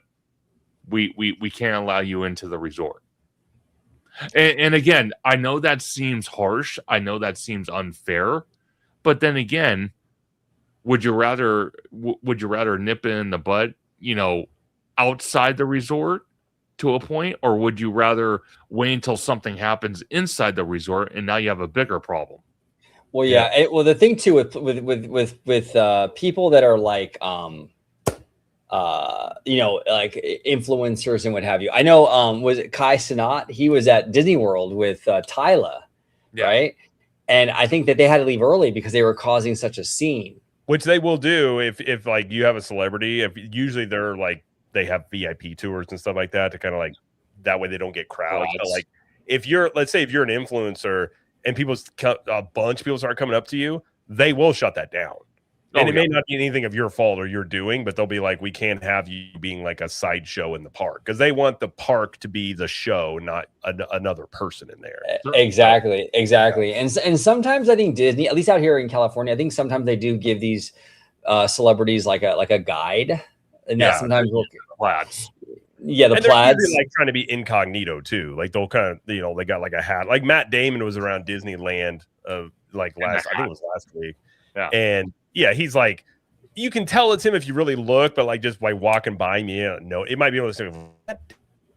But like, you know, he wasn't like had a camera out, want to make a big deal about it. No. Versus these influencers are trying to be seen. And I think that is something that is very different from different types of, I guess you could say, celebrities. But I don't know. I saw this and I was just like, it's just one of those things where, you know, has this happened in the past before? I'm sure. But now you got social media, and not only are they doing it, they're putting it out there and it's being filmed. And it's just, I could definitely see there being a crackdown on this, on something else again, that the people that end up suffering from this are people that would have to go through extra steps to be able to use things that they normally were able to use without any issue. And I think that's unfortunate. And I completely agree with you. And then people will come down on Disney as being like, oh my God, look at Disney, look what they're doing. It's like, well, you guys, like, can you blame them? And that's the unfortunate thing, is that Disney will get the heat for it, for just trying to protect people that actually need this stuff, because people are abusing it and trying to get internet points, Yeah, very true. And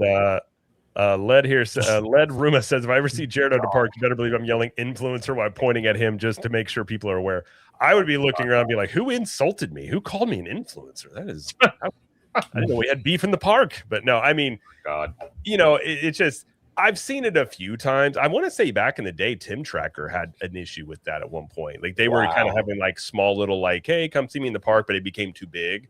And, it's like, it's and now, great, obviously he, handled it different. I'm sure. I think now at this point, they, he says hi to people, but don't line up and, stuff like that. But it's a fine line with this stuff. But just knowing how Disney operates, like if this continues to be a thing, they will crack down. 100%. They just 100% will. And it's if they crack down, it's only going to hurt everybody, not just a small amount of people. It's going to hurt everybody, and I don't want to see that. I use, like I said, I use my platform to kind of escape from my 9-to-5 job.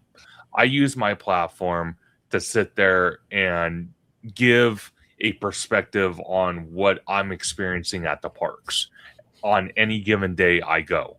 That's what I like doing. And some little jerk off like Oblivion or these ladies that would ruin that for me, it would be a massive disservice, because it gives me the opportunity to, again, forget about work, get out of the house, go do something fun, and do something that is good for, mental health, and do something that's, well, it's something you enjoy, and you're just giving, like, I've always had the issue, like, I always tell people all the time, a lot of people disagree, they agree, whatever it is. Sure. I'm just giving you my perspective on certain things going on. But one thing I won't ever do is, like, I'm not going to lie to you. Like, you may disagree with me, but I'm not going to get on camera and be like, I'm just going to, have some sort of propaganda. But I think that's why YouTube channels are a thing, because people say, I watch channels a lot that I don't necessarily agree with the person all the time, but I think they're entertaining. I'm like, hey, I don't agree with, and you're never going to agree with everything somebody says, but it's a fun thing to do. And, hopefully stuff like this and like Oblivion and all these things like that doesn't mess that up, because there are people that cause problems. If there's really good content creators or really good people that do try to, like Carp Walrus down here in Disney World and Universal. I don't know if you guys know who he is, but he's really good, really respectful, doesn't bother people. And there's people that do. Most people do it that way. It's just the ones that cause problems get the attention. Like you said, Jared, and that's probably going to be the last thing I say for the night.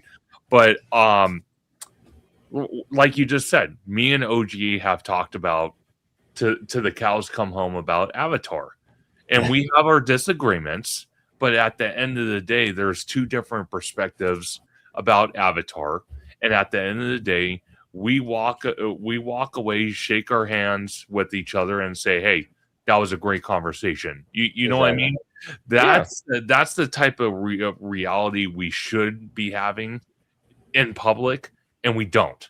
We have behavior like this. You're absolutely correct. Go ahead. Even Seymour Duck here with a 250 Canadian with a duck there. I mean, Seymour and I have been on videos where we come in on opposite ends. And a lot of times throughout the video, we'll just be like, well, you don't see things that differently. We just have different interpretations. And it's like, that's fine. Like, I don't hate Seymour. I don't think Seymour hates me. You just have a conversation about it. And, I've always said too, if I'm wrong, I learn something new. So I'm like, I don't really have a big thing. Like if I think my opinion on something and you're not going to always get it right, but it's like, hey, you get new information and you just move along. Sort of thing. I don't think it's that big of a deal, personally. Exactly. It's in the group chat, for example, Jay Shear, he was trying to say that Tupac went to Juilliard, and I was like, no, there's no way, not my Pac, but as men, we agree to disagree, Some of us might say OG was delusional in his perspective, but it's fine, Exactly. If we want to go on the meme train, I'm going to say, well, tomorrow copies OG's hairstyle. Oh, he's Exactly. taking notes. Yeah, he's like, taking yeah. notes. If he runs an OG in the park, the first thing he's going to ask him is like, "What's that? What do you got in there? What's the hair product? Exactly. Give me the inside scoop. Come on. Give me the logo." It'd be that little like you shake your hand, get close, you just whisper. It's like, "What are you using in your hair?" And he's like, "I need to know." Hey, if one day I suddenly get like a C-suite office, you know why, right? OG told him the secret sauce, and he got moved up. Yeah, I like that. That would I make like sense. that. The new office of Orange Grove 55. Maybe there's the chief people officer. OG will be the chief hair officer. Gotta have a hair officer. He's just go around and, like Josh is like, "Is it good?" He's like, "Come here, let me help you real quick." Come here, guy. OG's like, "I'm not a stylist, okay? I'm too cool for that. I'm the hair official." Oh, I love it. I know Conductor has got to get out of here.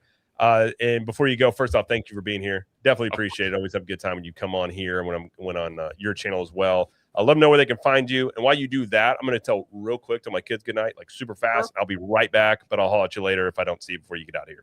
No, absolutely. Thank you, Jared, so much.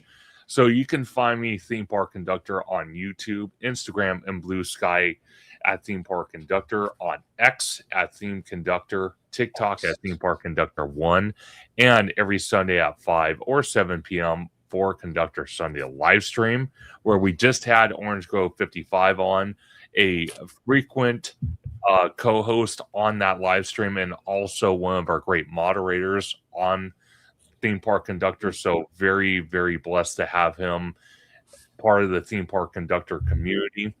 Also, we are on the road to 10,000 subscribers. Woo! Let's go.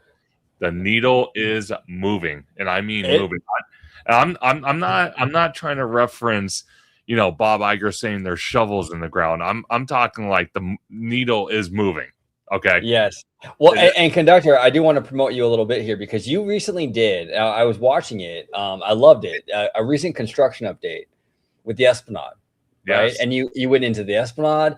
You went into the area that will maybe be Pandora. I hope so. And you also went into a vendor's campus. Very cool. Following all the construction work. It was a great video. Actually, doing really well too. Yeah. It's doing amazing. And again, when I put these videos out, I never expect to have the views I do. And again, the love and support all comes from the people in the chat and the community. I cannot be more appreciative about that. You guys are the inspiration of why I do what I do when I go to the parks. Like, I mean, it's also a great thing to have friends like Orange Grove 55, Jared from Capture the Magic, and so many others that we have these conversations, and it's healthy. So there's nothing wrong about me and OG disagreeing about Avatar, or me and Jared disagreeing about something in Walt Disney World. It's a healthy conversation, and on top of that, you have the chat to help with that. And again, that's the type of reality I wish we were in, but we're just not. We're in the reality of finding entertainment as jackass behavior of 3 beautiful women on scooters that probably don't need scooters in the middle of Epcot. Let's be fair. It's crazy. No, you're absolutely right, man. You're absolutely correct. And it's cool to have these conversations because, like, I mean, like when you get on like X, especially, there's very few like civil, polite debates. It's very ugly over there. So it's fun to come on here and we can all talk and nerd out and talk shop, and we can disagree and we can all still be friends and laugh about it and the whole thing. So it's great. But Conductor, I know you're off to record some content. Speaking of content, so have a great recording, and everybody follow, support, subscribe. Theme Park Conductor. Him and I will be doing some content later this week too. So Conductor is a very busy man. Busy man. Stay busy. Like, I mean, I think I might need a secretary. Like every day there's content, and I love it. Yeah, I do it for you guys. Like, I mean, sometimes my job, I hate it, but you know what? I think in my mind, I'm like, okay, I'm almost out of here. I get to go home and make content. Perfect. Let's do it. Yeah, it's fun. It's fun. And you and I drop a ton of content. And sometimes I'll get messages from people like, man, how do you do all that content? I'm like, bro, when you're having a good time, it's super easy. Like, Totally. like my 9 to 5 job, I'm like every minute of that is like torture. And I'm like, is it ready? Is it ready yet? This stuff, I can do this all day long.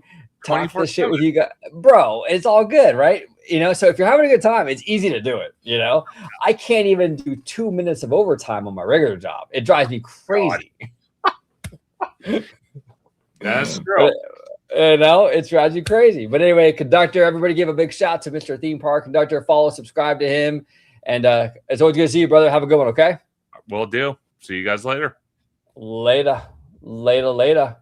All right, so we're going to wait for Jared to come back. But Theme Park and Things with Johnny says, we never had issues till these TikTok people and kick streamers came to the parks. Yeah, I mean, honestly, it's an issue. Social media in general, Theme Park and Things is an issue. And look, I'm not one of these people that's going to come out here and say like all social media is bad and blah, blah, blah. I utilize social media to do these videos and interact with everybody. And there is a lot of good stuff that comes out of social media. At the same time, though, Theme Park and Things is not wrong. There is a lot of douchey behavior out there on the interwebs. And it's very, very unfortunate. And that bad behavior, unfortunately, affects a lot of people that tries to behave, and it's a huge issue. Remy D, give us a review of the Mando and Grogu overlay of Smuggler's Run. Okay, yeah. Remy, I'm glad you brought this up. I actually was at the parks for D23 weekend with the one and only Mr. Webba and Alan from Almighty Coasters and his lovely girl, Lexi. But we got to ride Smuggler's Run. This is my first time actually riding it with the new Mando like overlay. I liked it a lot. I was telling Webba, I think the scenery or whatever, the landscapes that you're traveling through is much, much better. The issue that Webba and I both had, though, with even this new one with Mando, I don't know, the gunfire, the blasters, it still seems very video gamey, and it's not coming from the right spot on the Falcon. Isn't it usually the bottom and the top, Jared? Well, I think where you're shooting, supposedly in the Millennium Falcon, you're like, aren't you like off to the right, or you're off to the side of the ship? But It's like you're this very narrow cockpit through the whole thing. But it's a better overlay than was there. But my issue is just that ride it's the whole thing with the piloting system. It's like if you're not a pilot, everybody else is just like, okay. Yeah. Over here, just pushing a button that lights up, right? Like, right. And they did give you some more stuff with Grogu. He pops up when you're like an engineer and stuff. Like they did add some things to it, but it's still kind of like my daughter, if she's not the pilot, she's just like, I don't even want to ride this. I'm like, I get it. Because it's like that's the most fun thing to do is pilot it. And I think the issues with that ride still stand. I think it would be better if it was more Star Tours like, and it was just like a simulator that you kind of passively had some interaction with, but it flew you through these missions a little bit. But yeah, I agree. I think we talked about this before too. Like when I'm at a theme park, I don't want to work too much, man. I just want to get in a vehicle and just let them do the work, Yeah, I can agree with that. Well, especially like if the single rider on there, it's like you get stuck with a family and then you're just in this thing and like you're definitely not gonna be a pilot. And then you're just like with this group of people that like you have no clue. It's just kind of weird. Like at least with ours, it's not a single rider, it's like dual rider. So 2 people can get in the single rider line. And it can make it go quicker, but it's still kind of, I don't know. It's still just, I think in theory, Smuggler's Run is really cool. Like the Millennium Falcon, you're inside of it. It's just the execution just never has quite hit it for me, at least. No, that's fair. And I actually kind of like though when like some parents let their like 6-year-old pilot. I love the chaos of it all. It's chaos, undoubtedly. Yeah, you're just hitting everything and just all the red lights going crazy. But yeah, the best era of that ride was actually funny enough during COVID because you would get a whole cockpit to yourself. I rode that ride numerous times where it was just me in there alone. And like that was fun. I was like, I could do this. Like, but it's like once you get, once they brought the other side back, I was like, okay. It is what it is. Do you think they're going to, before I move on, do you think they're going to actually the plan for Smugglers is to sort of make it like a Star Tours where they can promote the new movie with it. Like, for example, like, do you think that the next one will probably like be Starfighter or something, and they'll kind of continue that? I mean, probably. I don't know. Maybe. I don't know. That's gonna be really curious because I don't think the Mando and Grogu overlay has really moved the needle on that ride. At least in Yeah. Disney World, like it didn't do anything for the wait times for the most part. Like opening day of that new edition of it, it was still a 15-minute wait at like 4 o'clock. Webba and I walked on, bro. Yeah. Like, and that was D23 weekend. We walked on. Yeah, it just doesn't have a lot of people want to take their picture in front of it, but I don't think the ride itself has a lot of demand per se to put out there. But Yeah. I don't know. Maybe they'll continue. I would just be glad if we just get the John Williams music. That's all they got to give me, and I'll be somewhat happy. I would be. That's still so interesting. If I had one question to ask Josh, I'd just be like, why can't we at least just get the music in Disney World? Even if the other stuff comes years later, that's fine. But like, just put the music in. It would be so much better. Do you think that's Disney? Because, okay, so I brought this up, I think, last theme park in, and I was like, well, it's free. Just play the music. But then someone in the chat said, like, well, it's not free. They got to pay Williams for every time they play that stuff. They got to pay Williams. Williams gets a check, right? Do you think there's something with that? Like, where they don't want to play it in both spots because it's more expensive to play it in both spots in terms of like Williams and his royalties and all that good stuff? It could be. I mean, I wouldn't be surprised if there is something with that. I would be surprised if it wasn't like it every time it plays. I would imagine they could have some sort of like mass licensing agreement, but I'm sure they have to pay extra for it. But I mean, you built a land that's you spent $1 billion on each land, if not more. It's like I don't know what that cost would be, but I think given how much better it seems like it makes that land to me, I think it would be worth it to go that extra mile to do it. Which realistically, like if they did it in Disneyland, they'll do it in Disney World at some point. They have At least to. I would be shocked if we're 5 years down the road and it's still not in Disney World. That to me would just be weird. That is kind of weird. It was weird to me too with Galaxy's Edge. They were like carbon copies when they opened. But now it seems like any kind of entertainment stuff that happens, like new changes, it's only Disneyland. And I don't know if it's only Disneyland because it's kind of like we have like a locals market. So they're trying to keep it fresh more. Where Disney World like tourists, so they don't really like it's once every decade visit, so they don't really care as much. I don't really know, but it could be that. It also could be, I mean, they're headquartered in California. So it could be like they do it first there. My guess has been all the time like they figure out what works, what doesn't. Eventually they take the SOP and take it over to Disney World. I think that's why a lot of times it happens at Disneyland first because like they're closer over there. Like Imagineering is closer over there. They can kind of like be more hands-on with it during that process. But it could also be because it's a locals park and Disney World does have much more, I guess I would say passive traffic. Like people just hear Star Wars, like, oh, let's go to Star Wars Land. So it probably maintains a higher amount of people in there than Disneyland's does. So I don't know. That'd be a good question. Actually, I'm going to ask ChatGPT, does Disney have to pay John Williams money? yeah, I'm curious about that. Because I think I would think they would, but maybe not. let's see here. Let's see what it says. It says here, okay, it's searching. It says potentially yes. More complicated than Disney has to pay John Williams. The key distinction is who owns the copyright and what rights are being used. So Disney doesn't necessarily have to pay John Williams directly. They don't really know. It's a long-winded answer here. It seems like it's unknown. I mean, that's the thing. Even if Disney owns Star Wars, they may not have that copyright on the music itself. That may be John Williams because he wrote it. Right. Because even though they own the music, he was the talent behind the music. Like, even though technically Disney owns the movie Star Wars, I'm sure Mark Hamill still has to get his checks when they play the movie, though. It's like Williams is kind of like the same. I feel like the same kind of thing, where he would have to get some sort of like residual check or something. Yeah, there's probably something in there. I'm guessing that I think Rogue's right. I don't think that contract is public. So it does say that John Williams can and possibly does receive royalties from Disney for use of Star Wars music in the parks. but they wouldn't necessarily write him a check every time they play, like, say, Imperial March.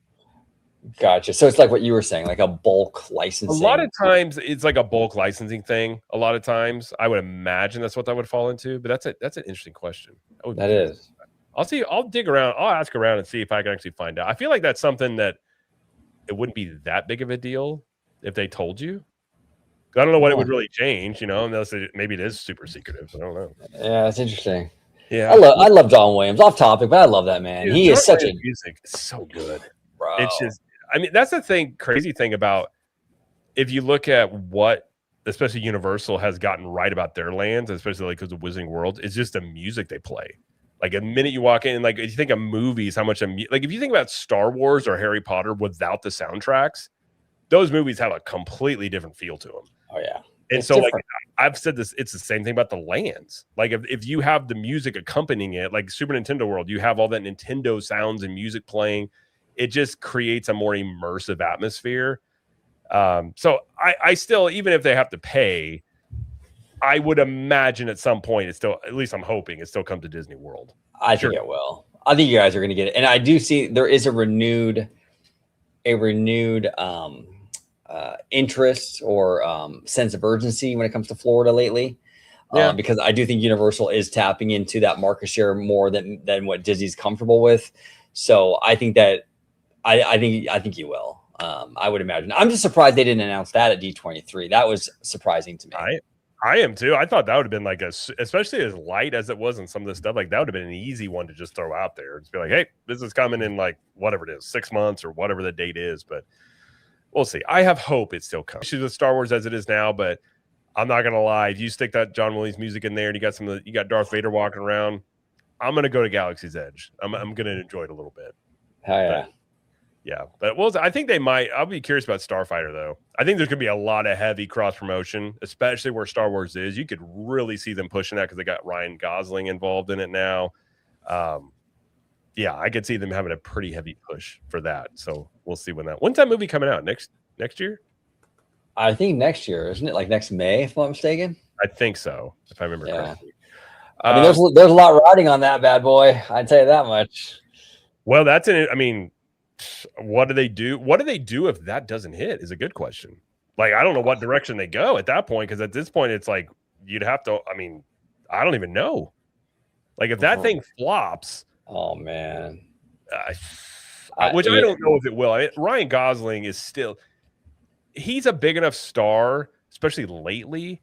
I think him alone in that will gain interest, and so I think for most movies, if the word of mouth is good on it, it's got a really good chance. It's just. I'm curious about the appetite. Like, if it is a good movie and let's say Ryan Gosling has the star power, what it has been done to Star Wars where that still wouldn't be successful. Like, if it's like, that'd be the crazy thing. If it's a really solid movie and everything and it still doesn't do well, that's probably a bigger problem if you're trying to figure out how to fix Star Wars, because then you're talking about like major brand repair and what is their approach to that? Well, yeah, if it's a great movie and people still don't care, I mean, that's rough. Because you can fix, okay, if it's a bad movie and people don't see it, that's fixable. Okay, Right. We'll make a good movie next time. But if it's good and people are loving it and no one sees it anyway, Yeah. that's a bigger problem. I don't know what they're gonna. I don't know what they would do with that. I don't. Maybe they would take a break for a while, but I don't even know if the breaks really matter, because they took a break after Rise of Skywalker. We didn't get a movie for how long, and it still didn't really make a difference, you know? Well, but they did have a bunch of slop show up on Disney Plus, though. That didn't help at all. Like, That's the true. Acolyte didn't help him any. I mean, some of this stuff, like, I think a lot of people did like Andor. I didn't see it. I did hear people say they liked it. Some people liked Ahsoka. I did not like Kenobi. Acolyte was, in my opinion, was terrible.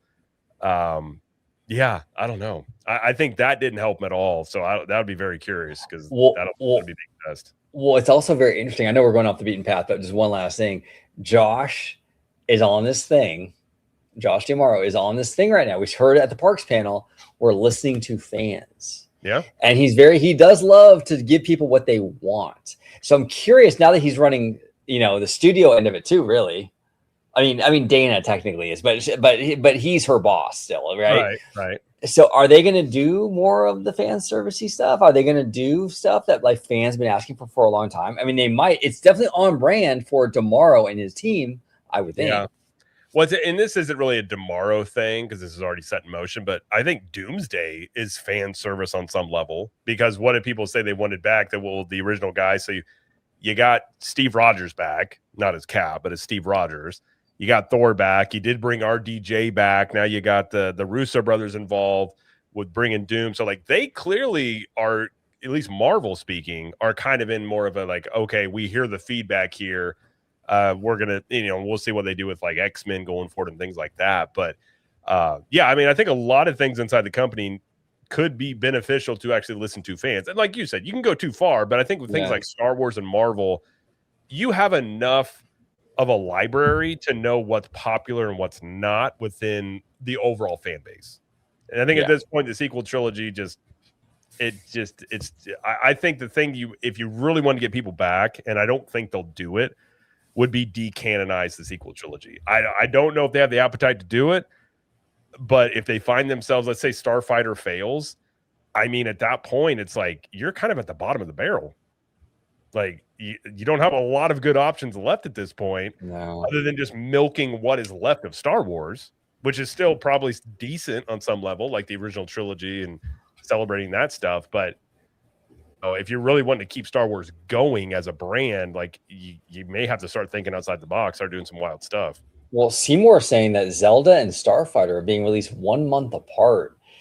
I mean, that's going to be tough, man, because Zelda might be big. Yeah, I don't know. We'll see. Yeah, Zelda could be massive. I hope Zelda is really good. Me too. I hope it is very good. I've liked what I've seen so far, and to be fair, I've liked what I've seen from like the X-Men casting and things like that. Yeah, the movie side is interesting because that's the one that'll take the longest to turn around if they're going to turn stuff around. And what if we start seeing some major like changes from that? Would be very interesting, of like big time people leaving or new people coming in, or what would be wild is if they got desperate enough or to the point they bring back John Lasseter. Now that would be a move if you were able to John back, which would be very interesting, but who knows what the chances of that are. That would be an interesting move for sure. I think there might have been an opportunity for that.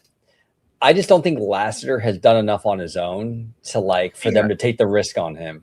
He hasn't done anything on his own, to be fair. Yeah, that is very true. It's hard to replicate what Pixar. I mean, you're even finding right now Disney themselves having a hard time replicating what Pixar was, let alone just John Lasseter on his own. So it was almost like it's like a sports team when you got all these groups of guys together and they're like solid and they all go off on their own teams and like a lot of them just don't do good anymore. You're just like, they're not just bad all of a sudden. It's just like it was that right mix of people that were there and like the right leadership. It was just a great fit for everybody. And then now you just don't quite have that. And that's almost, if not impossible, to really recapture. Like, it's like, I don't know of any. I'm trying to think of a studio that's really like recaptured their former glory all the way. And I don't know. I mean, Marvel's trying right now.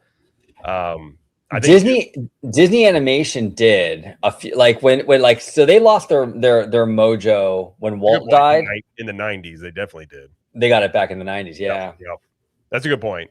But even that was a massive effort by Eisner though, too. Like he made that a mandate of like, we need to bring this back and what it was. But yeah, I hope it can. I mean, they don't have any problem with the sequels. It's just the original stuff. And I don't think Hexed is going to do very well. I don't either. I feel like Hexed is Elio 2.0, really, from the vibe I get from that. It doesn't feel. It's weird. It doesn't feel like a Disney. It feels like a DreamWorks-y or Illumination kind of thing or something. And you've made that point before. Like Pixar and Disney Animation don't have like their own distinctive personalities anymore. No, they kind of just feel like the same. Like even the Hexed, I'm not even really sure. I'm pretty sure that's Pixar. But if you were to tell me it's Disney Animation, I'd be like, oh, okay. Like it's just they don't have that, which is why I think it's possible that those merge because there's nothing distinctive about the two of them. if you're looking to cut costs, I mean, those two massive studios, I'm sure you could cut a lot of costs by combining those. I'm not saying that's a good move. I just could see them doing it from a corporate end. Oh, I could too. And they keep cutting Pixar. Yep. I mean, the Pixar just got a huge round of layoffs again recently. Even after Toy Story 5, they still laid all those people off. But they're not really laying off on Disney Animation side, though, are they? Not that I know of. So they might merge those two together. Now, the only thing maybe saving Pixar is that Pixar is a pretty solid brand.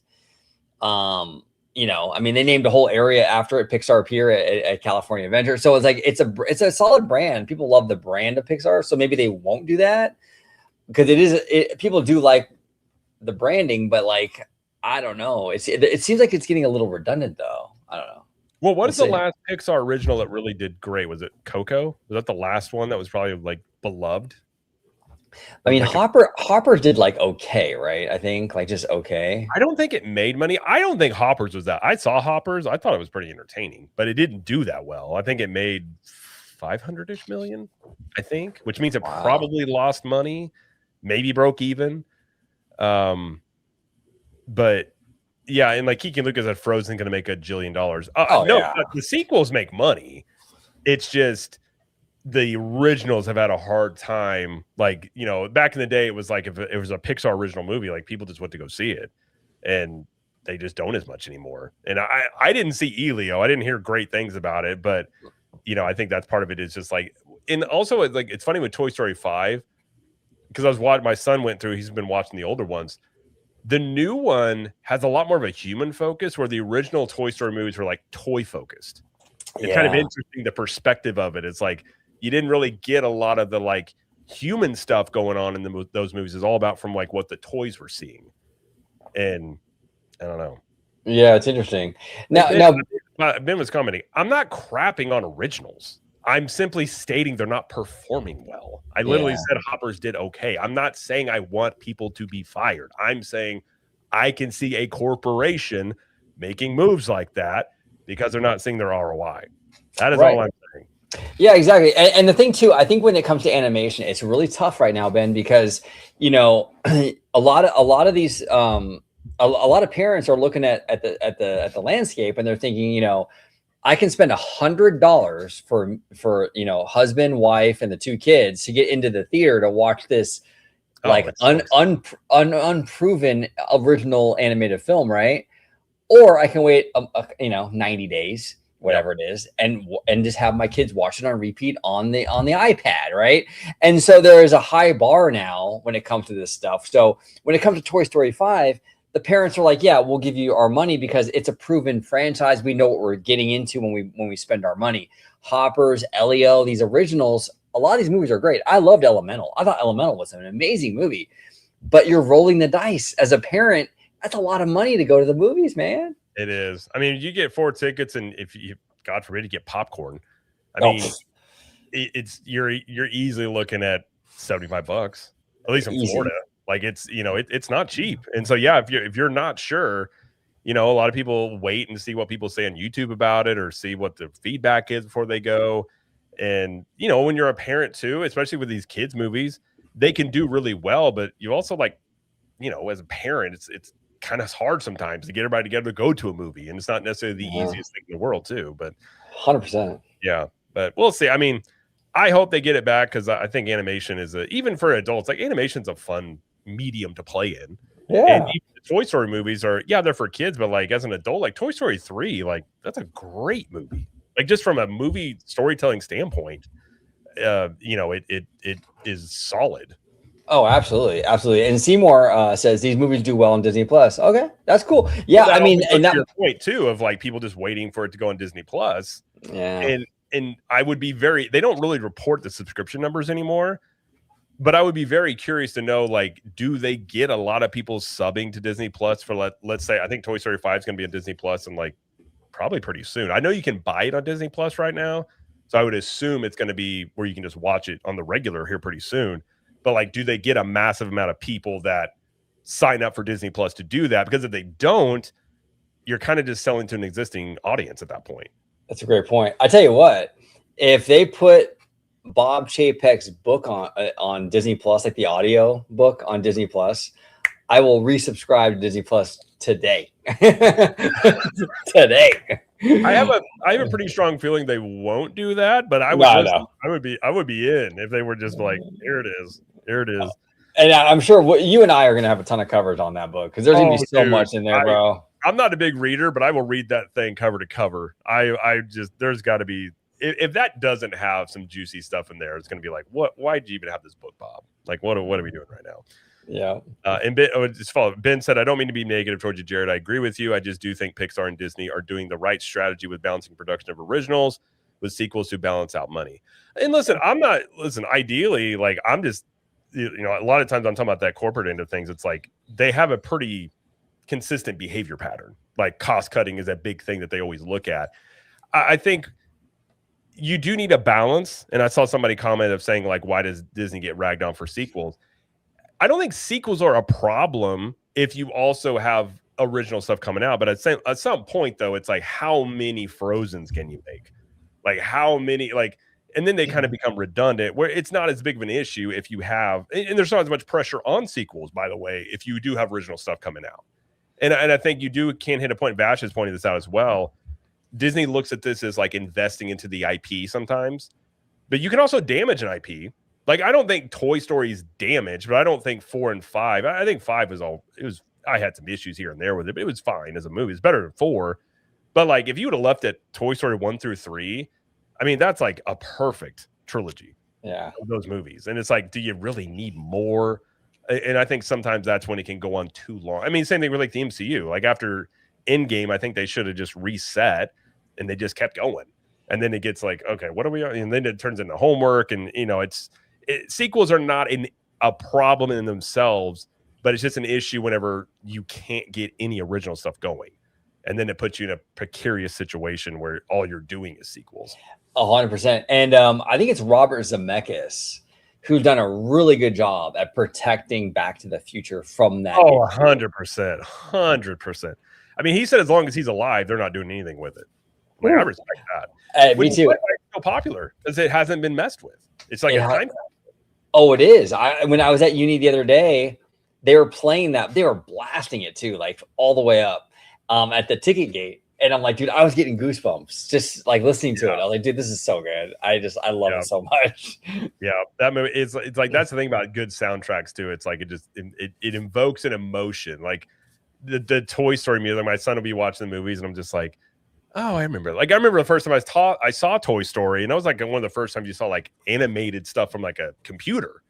You're like, holy crap, what is this? Like, it's just, and I think in today's entertainment landscape, there's also just so many choices.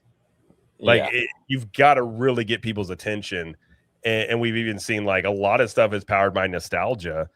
And I think there's still an appetite for original stuff, but is like you were saying, people are not going to take a risk on something. Like, back in the day, you would just go to the movie theater and be like, let's go see a movie. You're not doing that anymore because considering it's like, it's so expensive and you got to get seats ahead of time. So it's just different. A lot more options. And I think that's just, I think Illuminations has shown you can still do original stuff, but even their stuff's not 100% hit rate, nor has Disney ever been. I mean, Disney, even in their heyday, had stuff that didn't hit. It's just, you probably have I'm sure internally they have like a formula they would like to see of like whatever it is, 30% hit rate, 40% hit rate, whatever that is. In recent years, Pixar just has not had what they used to. But Coco was great. Like that was the last of that I can. There might be another one. That's the last one I can think of. That was like the last original that really hit, and it was that one's a good movie, undoubtedly. Yeah. And now we're getting Coco 2 with Miguel with the fade, bro. I saw that was cool. I'm like, I mean, it'll probably be good. I was very like, okay, we're aging him up a bit because that's also a risk too. You age up a kid. That's somewhat of a risk. I think that's why they wanted to keep Baby Groot around for so long, because aging up Baby Yoda, people may not like the teenage version of Baby Yoda, if you will. Right. It's a huge risk. And that was very convenient that he's Yoda's species, where he can be 50 and still look like a baby. Right. So you can go through so much. Yeah, you can go through so much time on the timeline, and he's still a little kid, Yeah. I agree. Well, speaking of weird, this will be the last thing we'll hit tonight, and I'm very curious about your thoughts on this. I saw this pop up and I was like, oh, I kind of made my prediction sort of like it'll happen eventually, but WW News Today reporting that Disney has a patent for giving AI virtual characters and robots memories and preventing hallucinations. Now, this is something AI can do.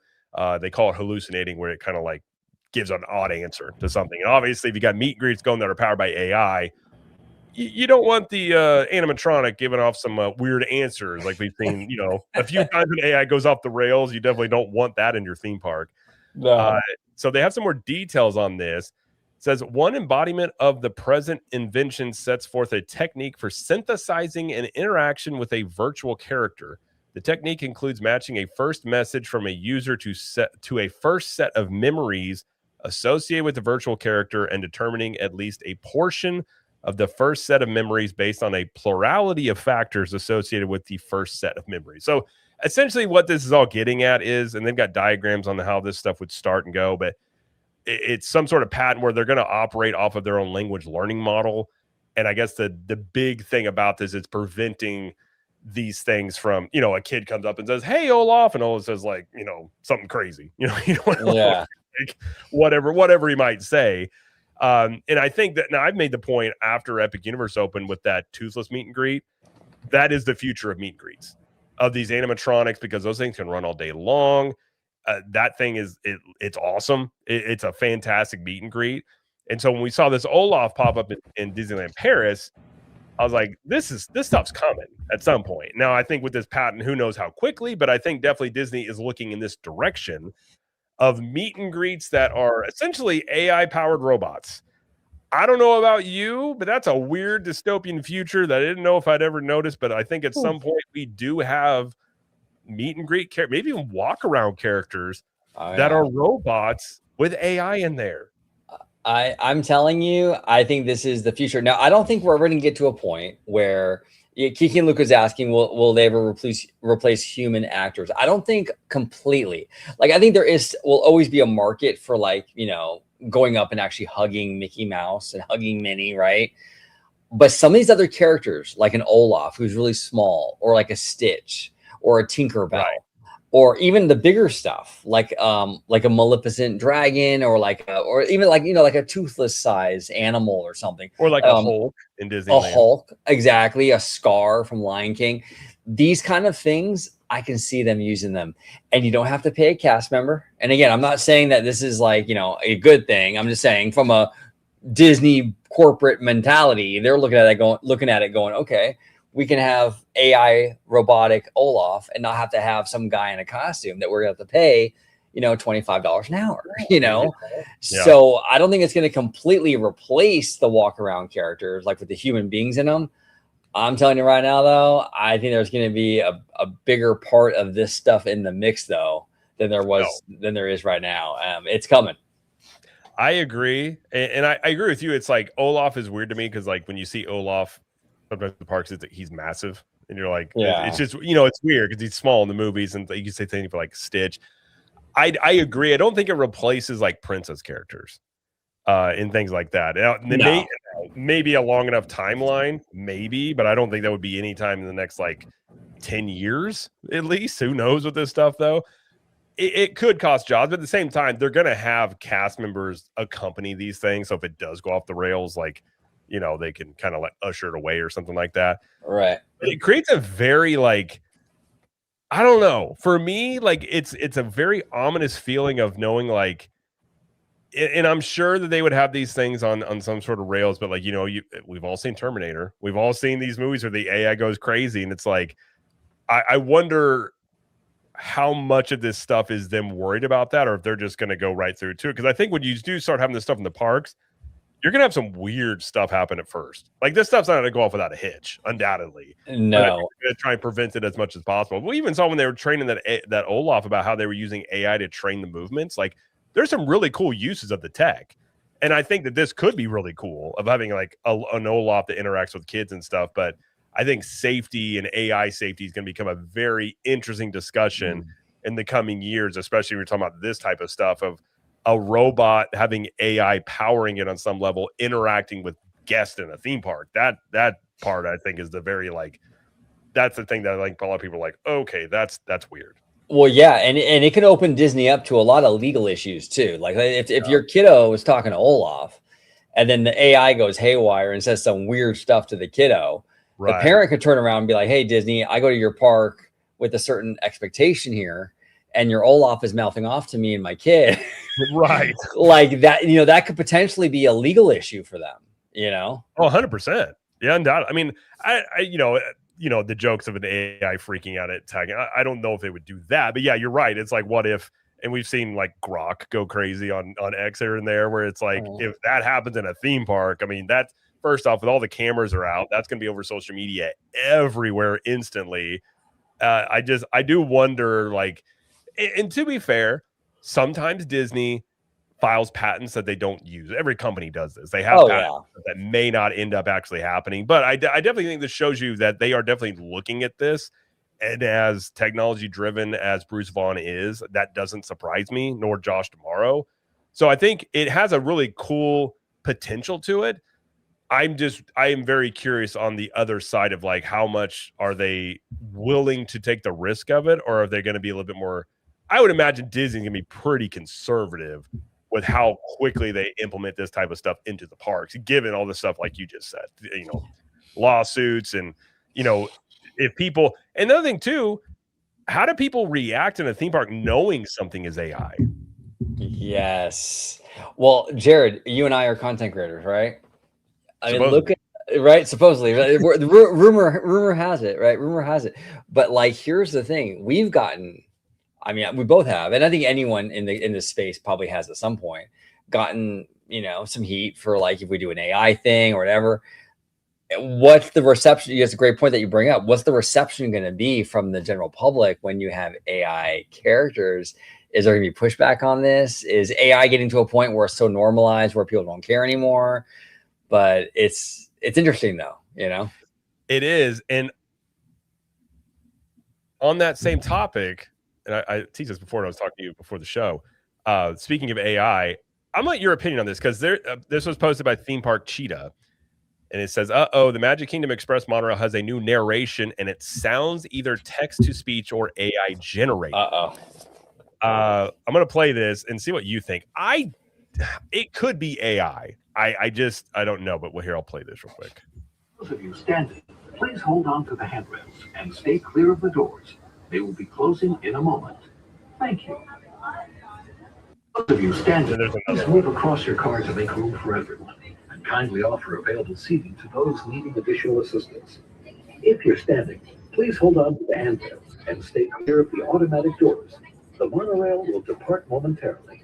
Thank you. I mean, it sounds like a human being to me, but the thing is that it's I mean, I played with Google Gemini before, and we all have, and like, you can make it sound like a human being though. So I don't know. I know. I don't know.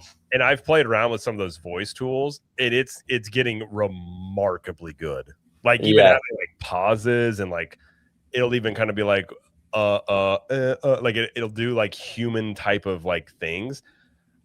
I would have to hear it. To me, that sounds like what I've heard on the monorail before. But I think we're entering into a realm here where you may not be able to tell. No. Especially if I can't remember his name, but the guy that did those, he passed away, and I can't remember his name now. He was the narrator for a lot of the Disney parks. If his family agrees, like, they're going to pay to like the rights to his voice, you could definitely see in the future where this could become something. And I don't know if this is it or not. This could just be, again, I think a lot of the social media sphere is very AI boogeyman right now, like seeing AI everywhere. And so even if this is not, which from listening to that, I don't think that's AI, or if it is, it's very, very good. But Tom Kane, thank you, Rock Blazer. Tom Kane was his name. Yes. I know he passed away, but he's the one that does, most of like when you get onto the buses and all that stuff, like that's his voice you are hearing. I think that if, let's say, they did get some agreement with the family, it wouldn't surprise me if in the coming years that this stuff is AI generated. Well, and that's the gray area with the AI stuff, right? Because there's a lot of this fan stuff where it's like, we don't want AI.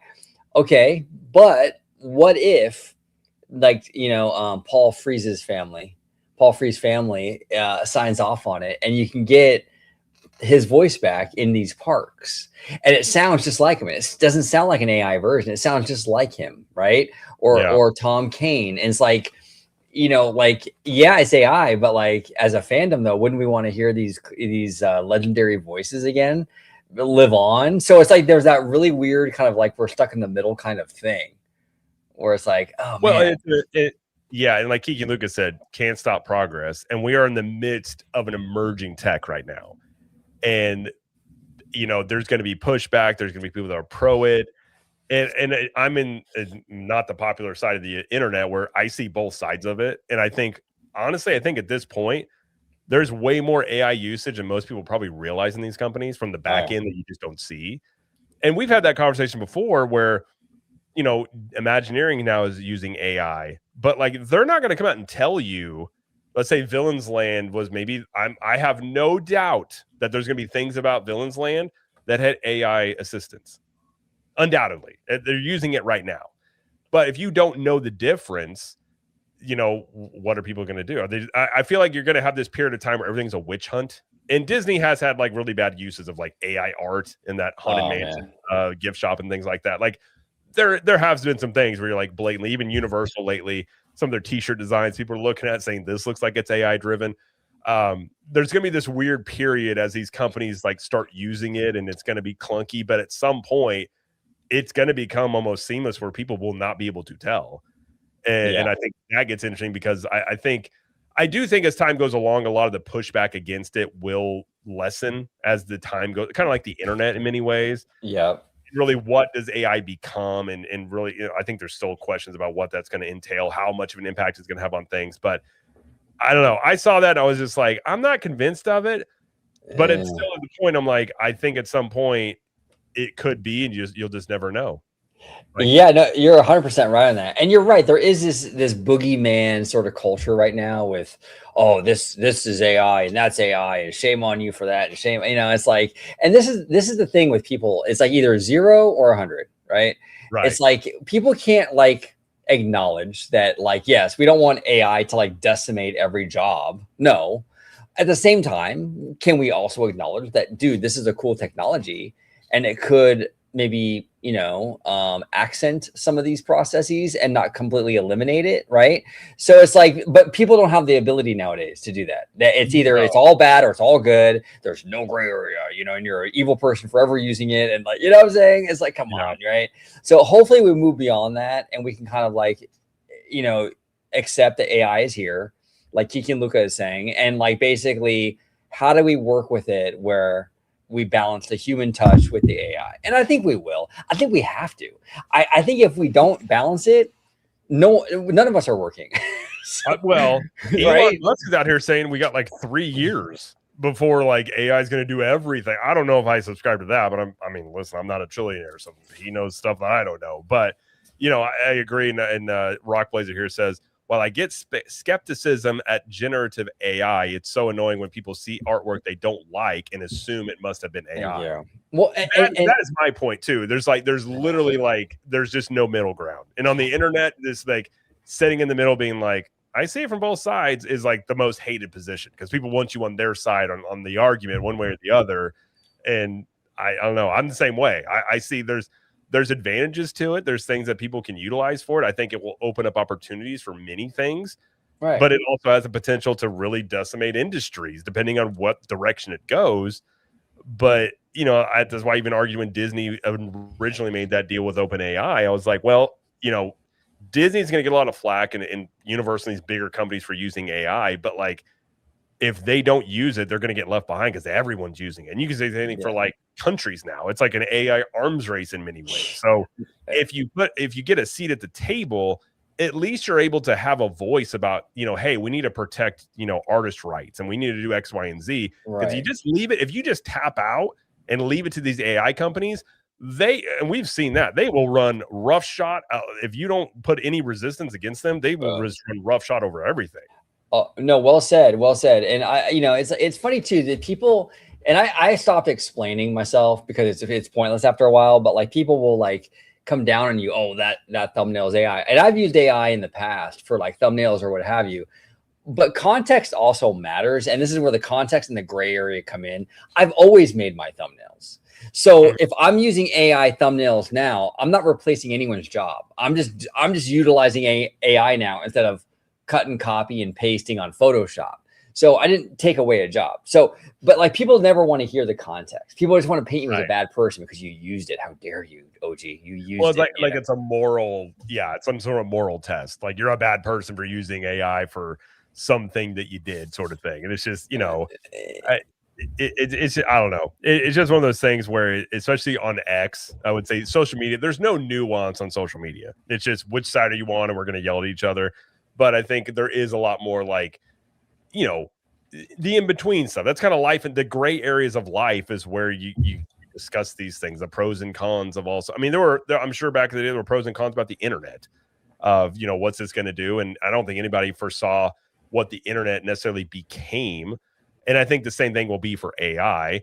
And one thing I always will point out, and I always, funny enough, Ben Affleck's the one that pointed it out on Joe Rogan months ago, was saying if you look at all the predictions of AI and what it's going to do and what it's going to replace, it's all coming from the AI companies, and they're trying to justify these massive evaluations. So of course they're going to say this and that and everything, but we're even seeing evidence of they're rehiring engineers and people because the AI is not cheaper. It's actually more expensive and less efficient.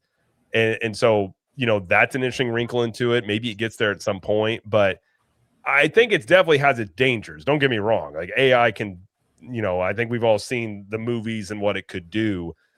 But I think there is this potential of like, if you have a creative process, like Imagineering, I can see where, you know, creative end of things, it could help assist you of getting things done quicker and sort of thing. But I think we are going to be in this witch hunt mode for a while. Yeah. And if this is AI, we'll probably never know. Because Disney's not going to answer that question one way or the other. No, and if it is AI, it's dang good. Because it sounds like a human being. And like I played with the AI voiceover stuff before, and I mean the stuff that I do on my own, even like I couldn't tell the difference. It sounds like a human being. Yeah, I took one of it. You can train it on your own voice. I took my voice because I have hours of video, so I just uploaded a bunch of stuff to it. I mean, I obviously can tell it wasn't me. And I think you could tell, like it just doesn't quite flow like a person does. But where it's at now to where it was like a year ago is vastly improved. So at some point, it's going to have a really weird world where like you could have an AI clone of your voice that no one would know if it's you or not. Dude, that's crazy. We've come a long way from Will Smith eating spaghetti, haven't we? Dude, that first thing you saw, like AI is stupid, and now you look at it now and you're like, oh, wait a minute, that's kind of crazy. That changed too. Yeah, it's wild. Remy D is a good point. Every studio already uses AI in all levels of story making. AI has already replaced storyboard employees. You used to need 30 artists to give 10 sketches. Now you only need 1 to do 300. Great point. It's true. Great point. Like, I agree with you. Like, I don't want to see people lose jobs and careers, but we've also seen throughout history, like when the telephone came along, Telegram went away, internet comes along, it creates jobs, it costs jobs. Maybe AI will be the thing that takes all the jobs, or maybe it ends up being somewhere in the middle and people adjust. But I don't know. I just thought that whole AI, like, I think you will see walk around characters that have AI implemented into them that are robots. I think that is undoubtedly coming, and it's going to be wild. Crazy thing too, Disney's already dabbling in trackless vehicles. We see it with Zootopia. We see it with Rise of the Resistance. We see it with Mickey and Minnie's, right? Mystic Manor, right? These trackless vehicles. But we also have some of these like these walk around animatronics like the Olaf, right? I mean, can you imagine a day in like, I don't know, 15, 20 years where we're riding attractions like the Haunted Mansion and the animatronics are not bolted to the ground and they roam these set scenes using their AI brains and their AI memories? Like, how scary is that? But I mean, I can see that happening. Yeah, I didn't even think about that perspective, but that's very true. Yeah. Well, then, it's one of those things where it's like, I think everybody always be like, one of these days, those things are going to go rogue. You just never know. I mean, it maybe Terminator was wrong. Maybe Skynet is wrong, but it's funny how I think a lot of this stuff they looked at it instead of a warning. They're like, "That's a good idea. We should do that." Like, no, don't do that. Don't create like. You see, China had like robot Olympics. Oh my and now God. these things are running faster than Usain Bolt. I was like, we don't need to be making these things go fast. I think that's like Jeff Goldblum comes to mind. You never thought just because you can, should you? I don't think. Thank you. No, that's 100% it. And I don't want to be on a haunted mansion and have these things like malfunction. Now I'm getting choked out by the hitchhiking ghost. You have really like no. You come on, you just got a neck brace. So what happened? Like, I don't know, the AI robot just kind of went crazy and choked me out on the ride. I'm okay though. Can you imagine? It's crazy. It's wild. Oh, I guess man. you'd have a story to tell. But I think they looked at Black Mirror instead of a warning. They were just like, yeah. How about killer robot dogs? You're like, how about no? That's why would no? Like, Absolutely not. Yeah. We'll see. It'll be an interesting. Listen, the future is. I'm always an optimist. I know it's like glass empty, half full, or sort of thing. I'm always an optimist. I always believe in the human spirit to ingenuity and all these things like that. This is a different world, but I guess we'll eventually find out one way or the other, and then I don't know. We'll be talking about this, maybe like, yep, I was wrong. That was a really bad idea, or like maybe it's not the bad. Who knows? But you work out, so you're more prepared because you can. I'm ready for him.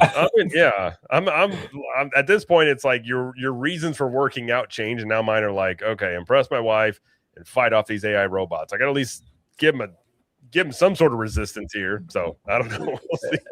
Exactly. We'll see. But I think that brings us. We've been going almost 2.5 hours here. And we're going to end the stream now. It's a little after 11 o'clock here, so I'm going to chill out a little bit before I go to bed. But OG, thank you for being here. As always a great time. And thank you to Vash's audience that was here. Vash, again, had some internet issues. Hopefully he'll be back next week. I know he was very frustrated by it. Very frustrated. So it's internet issues are no fun, to put it that way. And I do agree with Remy. The other example is Ultron. Yeah, exactly, Remy. Ultron's a good point. Yeah, that's a very good point there. And also shout out Conductor for coming on here. Appreciate you guys for them coming on here, and everybody in the chat for hanging out. Thank you guys.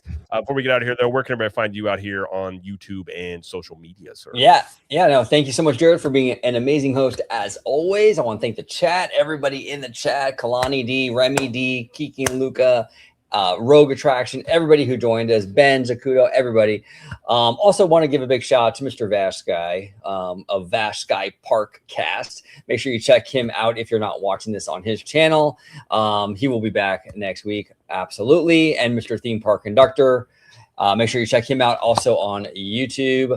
And you can find me right here on Orange Grove 55 talking shop with this fine gentleman all the time, and Conductor and Mr. Webba and everybody here.